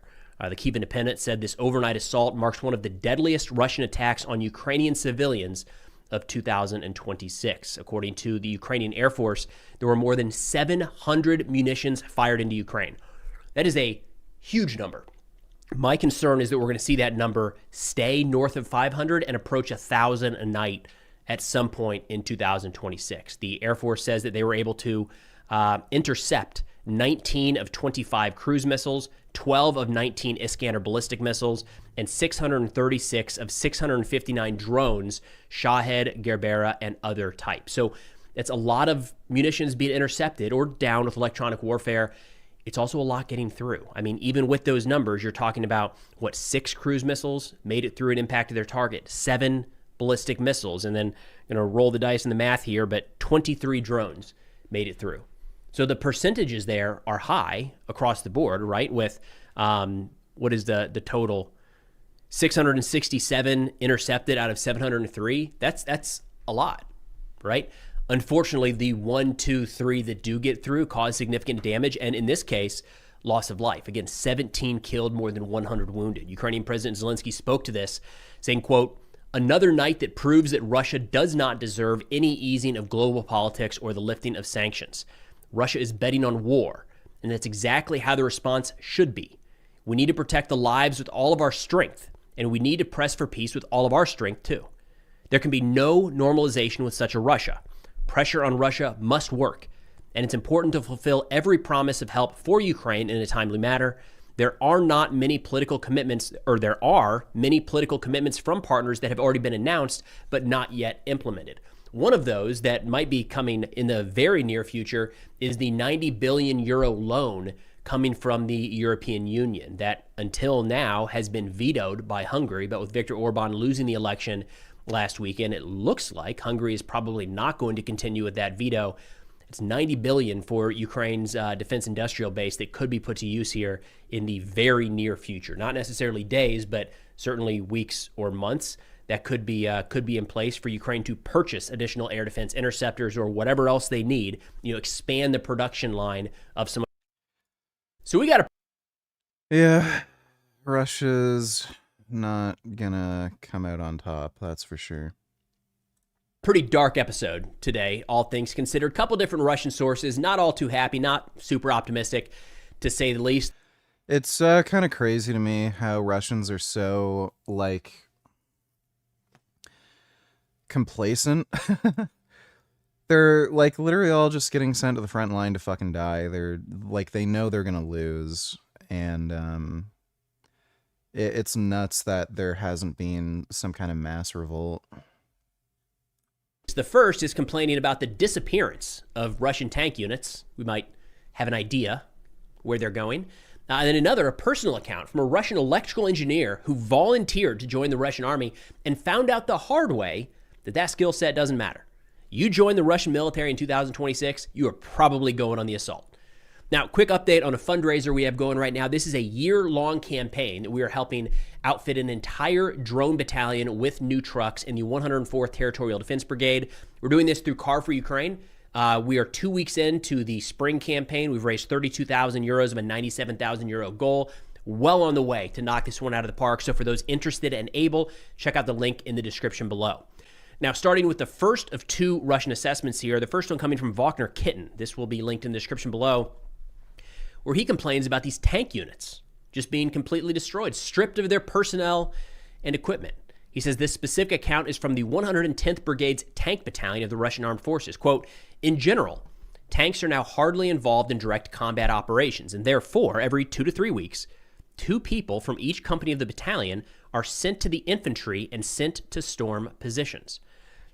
Talk about drawing the short straw there. I mean, he's going to get into this in a second. You don't have to take my word for it, like a Ukrainian analyst or the Ukrainian military. The Russian analysts themselves refer to people going into these storm units as being sent to the slaughter. His words, not mine. So think about drawing the short straw there. You're just hanging out in this tank unit, which no doubt is dangerous. And then every so often, you're going on the assault. And it just whittles down their forces. I mean, what he talks about here, he says there are no longer 3 platoons in each company. Those are only on paper. In fact, all of the soldiers have been sent to the storm units, have died, or are gone missing. Now it's the turn of the 2nd platoon. Recently, they were told to prepare another 2 people for the infantry. This is how tankers are unceremoniously disappearing. Then, most likely, the battalion will be abolished on paper. Since there are no people, there will be no tanks and no battalion. Now, what they're getting at here is we've seen an adaptation on the Russian side over the course of the last year, year and a half, 2 years, where they have really limited the number and size of their armored assaults. They have a lot more people than they do tanks and armored personnel carriers. So to keep the continuous advance forward and constantly pressure all across the Ukrainian front lines, Russia, in order to keep that up, has had to do it with soldiers on foot, on motorcycles, on ATVs, or on cars. Sometimes we are still seeing armored vehicles or even tanks. Earlier today, a video came out showing a Russian tank with a number of soldiers on board, kind of using it as a modified troop carrier. But when those big vehicles enter the kill zone, they get identified, they get at least heavily damaged, if not destroyed. Like everyone on the Ukrainian side is like, all right, there's a tank, let's get rid of said tank. So they don't last very long on the battlefield. So in turn, what Russia has started doing, has been doing now for a while, is just sending small groups of infantry forward. So what they're getting at here is they look at the tank units and say, well, we're not using the tanks, so we don't need as many tankers. We need more infantry. We need more storm units. We need more guys to assault forward, straight into the slaughter, as he says. He says, how to stop this? How do we expose this fact? People are ready to go into battle and defend their homeland, but it is a crime to dispose of tankers' lives in this way. Quote, I ask, please, whoever is responsible to stop this arbitrariness and the destruction of our tankers by their own absurd actions.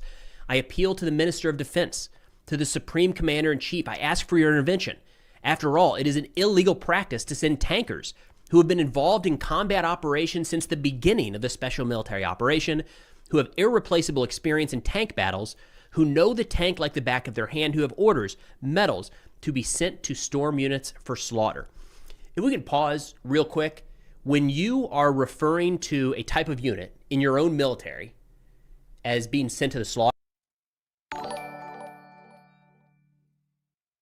I used to give a fuck, but now I just spill chemicals all over the concrete floor. Nature's sponge, nah mean. It is just a concrete floor. Thanks for the donation, forgot my namification. Slaughter? Like, again, this is not a Ukrainian analyst. This is not Preston Stewart's assessment of what these storm units are doing. This is a Russian analyst, and they say this over and over again. They're saying the storm units are sent to slaughter. That's insane that we have any country in the world willing to continue fighting a war like that. But either way, that's where these tankers are going. So the personnel are decreasing inside of these units. And the bigger issue is not just that they are labeled. Wouldn't that be great to go through all this training and have all this experience fighting in tank warfare, and then one day you're told, yeah, just run out into an open field and get blown up by a drone? Tanker and then sent to the assault, but the ones that are trained and have the expertise and have been in these tanks in some cases 3, 4, 5+ years, maybe before the war started, at the very least for a duration of this conflict, that experience is out the window because you're handing them a rifle and sending them forward through the kill zone as an assaulter. So there are certainly a few frustrations on the Russian side that they are squeezing every bit of manpower they can out of the military at this point. And we've even got, next up here, an electrical engineer who thought, hey, maybe they're doing that to tankers, to the combat arms guys, but you know, I've got a skill set. They're going to use me. It's not how it actually works out. But before diving into that, a quick thank you to the sponsor of today's video, Ground News. So the world's a little hectic right now, to say the least, which is why the sponsor of today's video is about with just a little more clarity. All right, so turning over to this other assessment from Maxim Kalishnikov, where he tells the story of who he refers to as a, quote, optimistic lieutenant. And this is a story relayed to him by this lieutenant who says, quote, I signed a contract under firm promises that I would work exclusively in my specialty. I'm an electrical engineer. They say there's a shortage of people who understand this stuff in the Russian army. At the regiment's formation, the commanders talked about the glorious past and heroic present. They just admitted that by 2024, this regiment had already been completely replaced 3 times, except, of course, for the regiment's commanders. So what a miserable way to go. What they mean, again, this is the type of stuff, like you got to go back to World War II, World War I to get this type of figure around the casualties.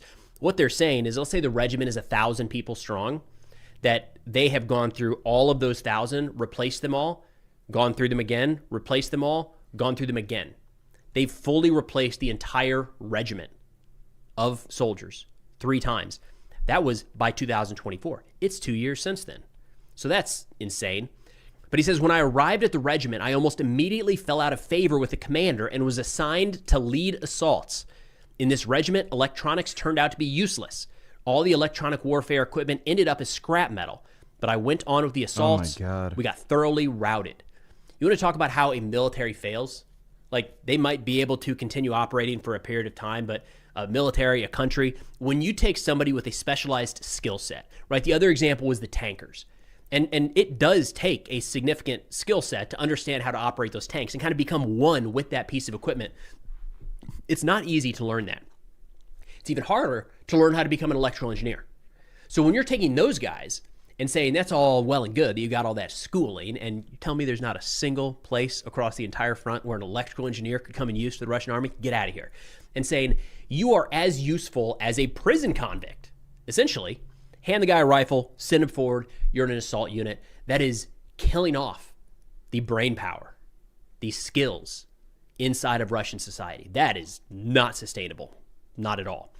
Now, during these assaults, this specific engineer got wounded a number of times, but continued to be sent forward. Once this is all over, like, Russia may, like, never recover from this.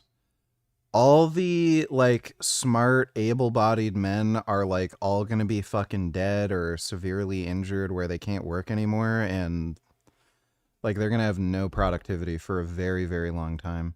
He said, during the day, I got a shrapnel wound in my hand. I bandaged it and kept fighting. By evening, shrapnel hit my thigh. As it turned out, it pierced both a vein and an artery. He said the medic had bandages and an order to return everyone with intact limbs to the front line, and they didn't care about my swollen and bruised leg. He talked about how he had to crawl for over a day on the ground because he couldn't walk. His leg was so torn up. He gets back, they throw on another tourniquet, a couple bandages, and say, I don't know, the leg's still there. You got to keep fighting. Again, like, that's crazy for any soldier. This is a guy with a unique skill set that probably could be pretty useful in a number of different other positions. He said, the next morning I was again sent into battle, holding on to the soldier's body armor. We went to where we were again thoroughly routed. I got shrapnel in both legs and a piece of metal in my temple. I bandaged it and I forgot about the hole in my head. That guy only has one tooth. Several people drug me back, all wounded themselves, leaving me every time when enemy drones appeared. Not everyone was lucky. The whole day was spent trying to reach what seemed to be like our own. And he talks about this a couple different times where the actual combat portion of this assault is pretty limited. Like, they get out in open terrain, they get hit pretty quick. And then the entire rest of his journey, if you will, is trying to find his way back to safety, back to the Russian lines where he can actually be bandaged. And it takes him multiple days because there's no party bringing him back. He said, quote, I ended up in a hospital where there was diagnostic equipment. They scanned my wounds and urgently sent me to Moscow for leg surgery. But they also examined my head and found a 6mm shrapnel deep in my brain. No one will discharge me for health reasons, so I continue to serve my motherland. This is how we fight. Wow. He has a fucking piece of metal in his head. Now, that type of deal is crazy for, like, any level of soldier, right? When we're talking about convicts coming out of prison, convicted murderers being heavily wounded and sent back into the fight, their capacity is significantly degraded, right? No matter what. They're just less able to operate after those wounds than before, and they're not the same level of soldier that they ever were, right? You have to allow these things time to heal. And we've heard countless examples from the Russian side since the war began of this type of thing. But I wanted to highlight this one because it's not just that soldiers are being sent forward while they are still very much wounded and should not be on the battlefield. I mean, what do you think he's operating at? 30%, 40%, 50% maybe of his actual capacity? But on top of all of that, that's an electrical engineer. You're telling me he couldn't be useful in a drone unit, an electronic warfare unit, in an air defense unit, aviation, anything? They're just plowing through manpower at this point. The personnel management in the Russian army seems suspect at the very least. But that's all we got for now. Again, both of those accounts will be linked in the show. They don't care. They know they're not gonna win, so they're just trying to prolong the war for as long as they possibly can. That's absolutely fucking nuts. Totally insane. the most powerful city in the world, 8 million people, the financial capital of the West, the pride of our nation. Zohran Mamdani is the mayor of New York City. And if you're looking at that sentence and thinking, wait, how did that happen? Congratulations, you have functional pattern recognition.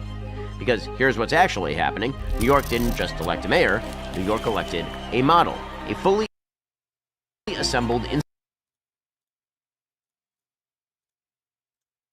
institutionally produced activist to government pipeline product packaged as youthful authenticity and sold as moral urgency. So, who is Zohran Mamdani? To understand Mamdani, you don't start with New York in 2026. You start about 30 years ago in a house in Kampala, Uganda. Now, he may have been born in Uganda in 1991, but Mamdani didn't grow up in the developing world. He grew up in a posh, sprawling apartment on Riverside Drive in Manhattan. His mother, Mira Nair, is an Oscar-nominated, Harvard-educated filmmaker, and almost every single one of her acclaimed films asks the same underlying question: what did the West take from the rest of the world? In 2013, she boycotted the Haifa International Film Festival in Israel, posting publicly, "I will go to Israel when the walls come down. I will go when the occupation is gone. I stand with Palestine." Mamdani's father, Mahmoud Mamdani, is an elite Columbia professor and one of the most cited post-colonial academics on planet Earth. He wrote the books on how Africa was colonized and how America, not Europe, not Asia, not the Middle East, America is the genesis of all colonialism. His core thesis is simple: the very foundations of the West and our most precious institutions don't liberate, they control. So, when people sell Mamdani as a working-class hero, understand what that actually means. He is the polished political expression of the worldview that lives in elite lecture halls and film festivals. He is a communist Nepo baby. When you're raised in that, when your family dinner table is a literal Marxist seminar, politics becomes your new source of actual meaning in life. Competence, performance, virtue are supplanted by insufferable activist credentials. You'd think Mamdani might be grateful to the West. After all, Western institutions granted him and his family great success. But, of course, he can't imagine showing an ounce of gratitude. Instead, he labels the West the villain, excoriates capitalism as the culprit, and calls all inequality the result of oppression. But have no fear. Our government can be the great redeemer. Just vote for Mamdani. Put him at the helm. That's exactly what he ran on to become the mayor of New York City. His need Everyone's just going to be more broke and poor, and there's going to be more crime, and, that'll be that.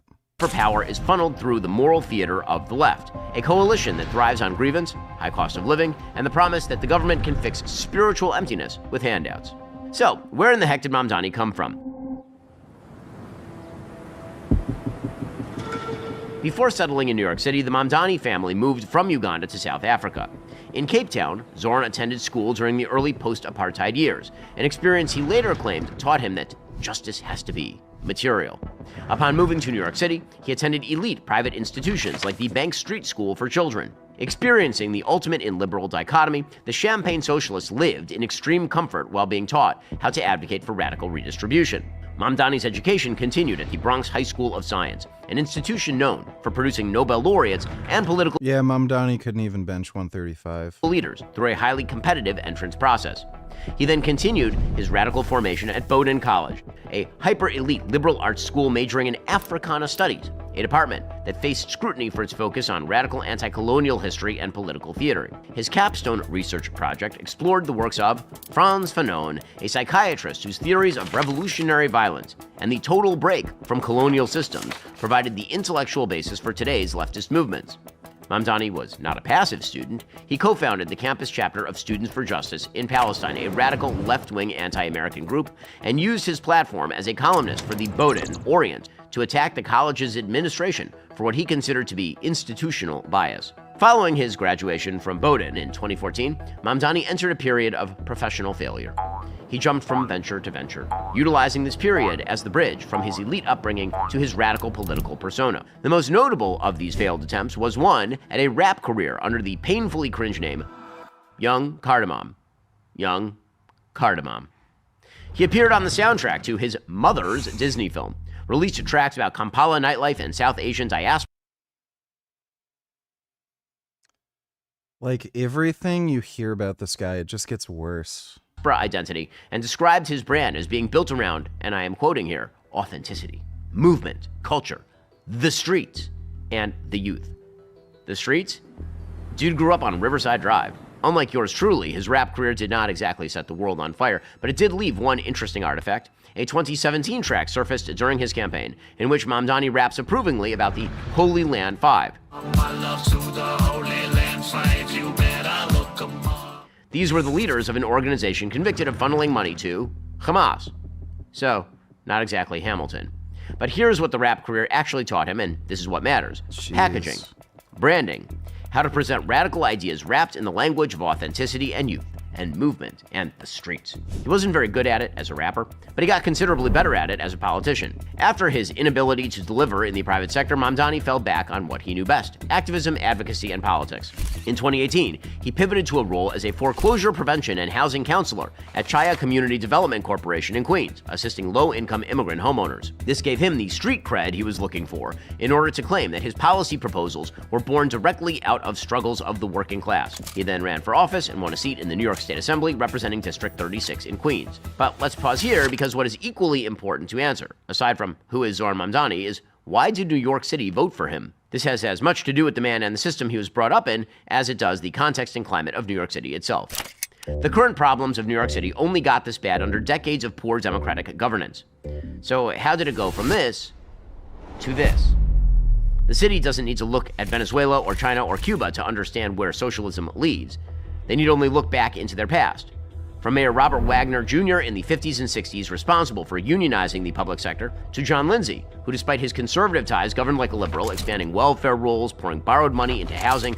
Then came Ed Koch and David Dinkins, who, while balancing the budget, refused to touch rent control. By 1990, the murder rate hit an unprecedented 2,200 dead in 1 year alone. Dinkins promised to heal the city through multiculturalism, but only ushered in the Crown Heights riots, sparked by racial agitators like Al Sharpton. Finally, in 1994, a desperate New York City elected Rudy Giuliani. I mean, this is what makes it so bizarre. The city got better under conservative leadership. This old school dad philosophy of, work hard, make your own fucking money, lock up the criminals. It got better. And then they elect this idiot. You've already had that history. Implemented broken windows policing, empowered the NYPD, cleared out the drug markets, and built up Times Square. Murder fell by nearly 70%. Welfare was slashed with work requirements, ushering in an era of growth and prosperity. He led the city with heroism before making way for Mike Bloomberg, who ran the city like a pragmatist, keeping crime low. But progressives cannot stand prosperity. Bill de Blasio and Eric Adams were no strangers to this idea. De Blasio ended stop and frisk as crime surged under a cashless bail policy. He dumped billions into making New York City a right-to-shelter city. Eric Adams oversaw harm reduction centers where heroin was actually injected under city government supervision. City budgets were shifted from libraries and police to ballooning welfare obligations. New York City was primed for Zohran Mamdani's run. He didn't win the mayorship by selling socialism as a word. He won by selling affordability as a crisis. Homelessness in New York City is at a Great Depression level high, with over 100,000 people sleeping in shelters nightly, up 175% since the year 2000. Less than 34% of New Yorkers rate their quality of life as excellent or good, down from 51% in 2017. The city faces a projected budget gap of $10 billion. The median one-bed Manhattan rent is over $4,000. That's crazy. One bedroom. What the fuck? Donate $3. Let me see. Can I help you guys with? Well, I mean, we're just so upset that he voted for continuing this war in Iran. And if he had voted the right way with all the rest of the Democrats, this would have passed. This would have passed. It was 213 to 214. It would have been just the other way around. Yes. So why does he want to support Trump and this unprovoked war in Iran? His biggest thing right now is that if we abruptly cut off this war, then that could leave the region really destabilized. But this war is so destabilizing the region. And all this would do is give Congress its authority back. No, How are these people allowed into these places? The Code Pink thing is I really hope I'm right, where they're getting investigated by the FBI or CIA and they just end up getting locked up. Oh.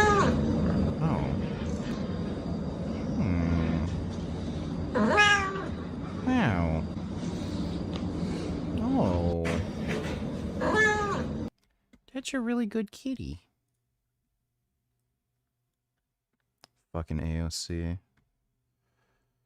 Talks about how less expensive it would be to have Medicare for all. People love to ask this question as though it's a gotcha, but the reality is that there's actually a lot of different ways that you can pay for this. But I'll give you one, just as an example. I'm a member of Congress. My salary is public information. I get paid $174,000 a year. Now, I have to maintain I would say she's overpaid. apartments in 2 cities. That's a whole separate issue. I get paid $174,000 a year. I pay and kick in for my health insurance, and my employer kicks in for my health insurance to United Healthcare. I would much rather that money that goes out of my paycheck to go to Medicare instead of United Healthcare. It would actually, you don't even have to. I don't know. I don't understand how people think there's no way to, like, have a socialized healthcare system in the U.S. Like, where's the money going to come from? People are paying privately with more money.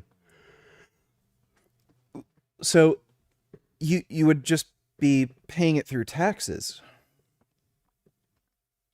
So rather than spending, like, it can vary a lot, but what's the median? I think the median is something like $500 a month. Median health insurance, USA. Average health insurance cost in the US is roughly $590 for unsubsidized marketplace plans. So Canadians are paying way less than that through their taxes. So I don't know why people get hung up over the, like, how would we possibly afford socialized insurance. You'd just be paying less money than that, but through your taxes. Give me a break on it. I'm not even asking for help. It would be cheaper and it would help more people. And the care would be cheaper too. Even just letting people buy Medicare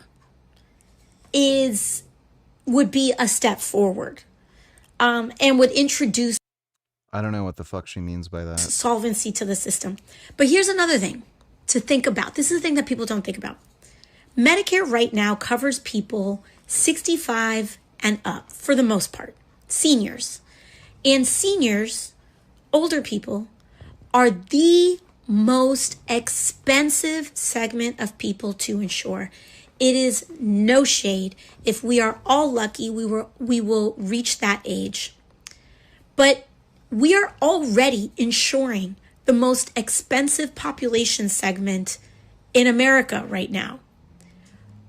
If you started allowing young people to be covered by Medicare, they make systems solvent because they use it way less, but their proceeds go to helping everybody else. Well, and they earn more money. If you're 65 or older, you're retired, so, yeah. It's not difficult to fund socialized healthcare in the United States. I think there should just be a private option, but everybody should be funding a socialized system through their taxes. So she's right about that. She's still an idiot, though. I know AOC is not hot. She's pretty for a politician, but she's not hot, and she's also a dumbass. Thanks for the donation, Dodo. A month with an affordable apartment vacancy rate of under 1%. And when people feel like the system is failing, somebody fills the vacuum. That's the setup for Mamdani. It's the reason he was elected. Mamdani has been extraordinarily explicit about wealth and class politics. Unlike most of his predecessors, he's completely out in the open. He advocates for defunding the police, abolishing cash bail and pretrial detention, universal rent control, public housing expansions funded by massive wealth taxes, sanctuary city maximalism, extended voting rights to undocumented immigrants, decriminalizing all drugs, sex work, and petty crimes, and implementing literal city-run utilities and government-run grocery stores. He advocates for bottomless welfare, fiscal irresponsibility, and hostility to the police.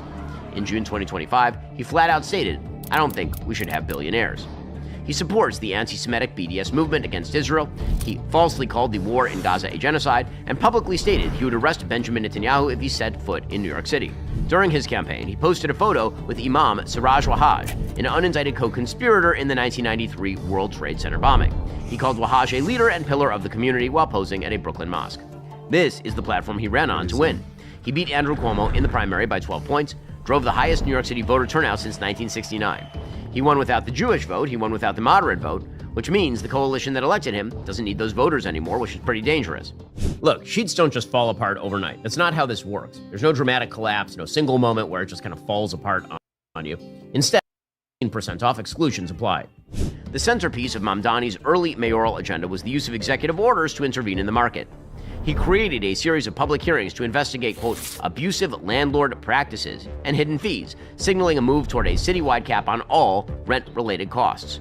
This was followed by the establishment of a task force empowering the city to dictate the pricing models of private companies.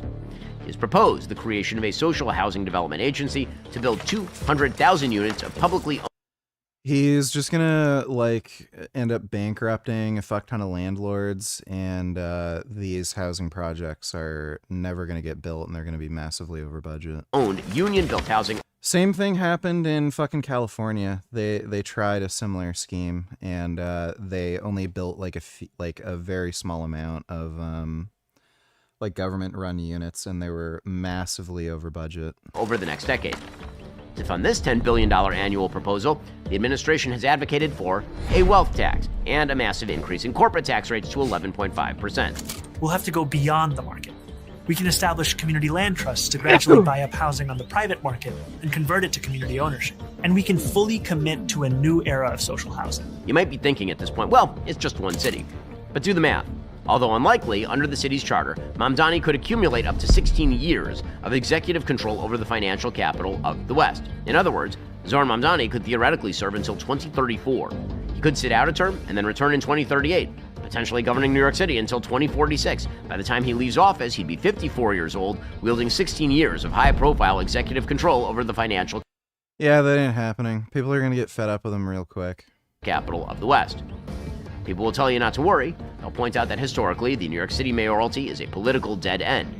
They'll remind you that Mamdani is constitutionally barred from ever becoming president. But if you think this movement is contained, you're fundamentally misunderstanding the radical left's strategy. They don't need Zohran Mamdani in the Oval Office. They need him exactly where he is, commanding a $100 billion budget, turning the crown jewel of American capitalism into a socialist beta test. They aren't relying on the old political pipelines because New York City isn't just a stepping stone, it's a broadcast tower. Mamdani's ideas will not stay in City Hall. The ideological loyalists Mamdani appoints today will take their New York resumes and infiltrate school boards, police commissions, curriculum committees, and zoning boards across the country. He's already hard at work rewarding the activists who paved his way.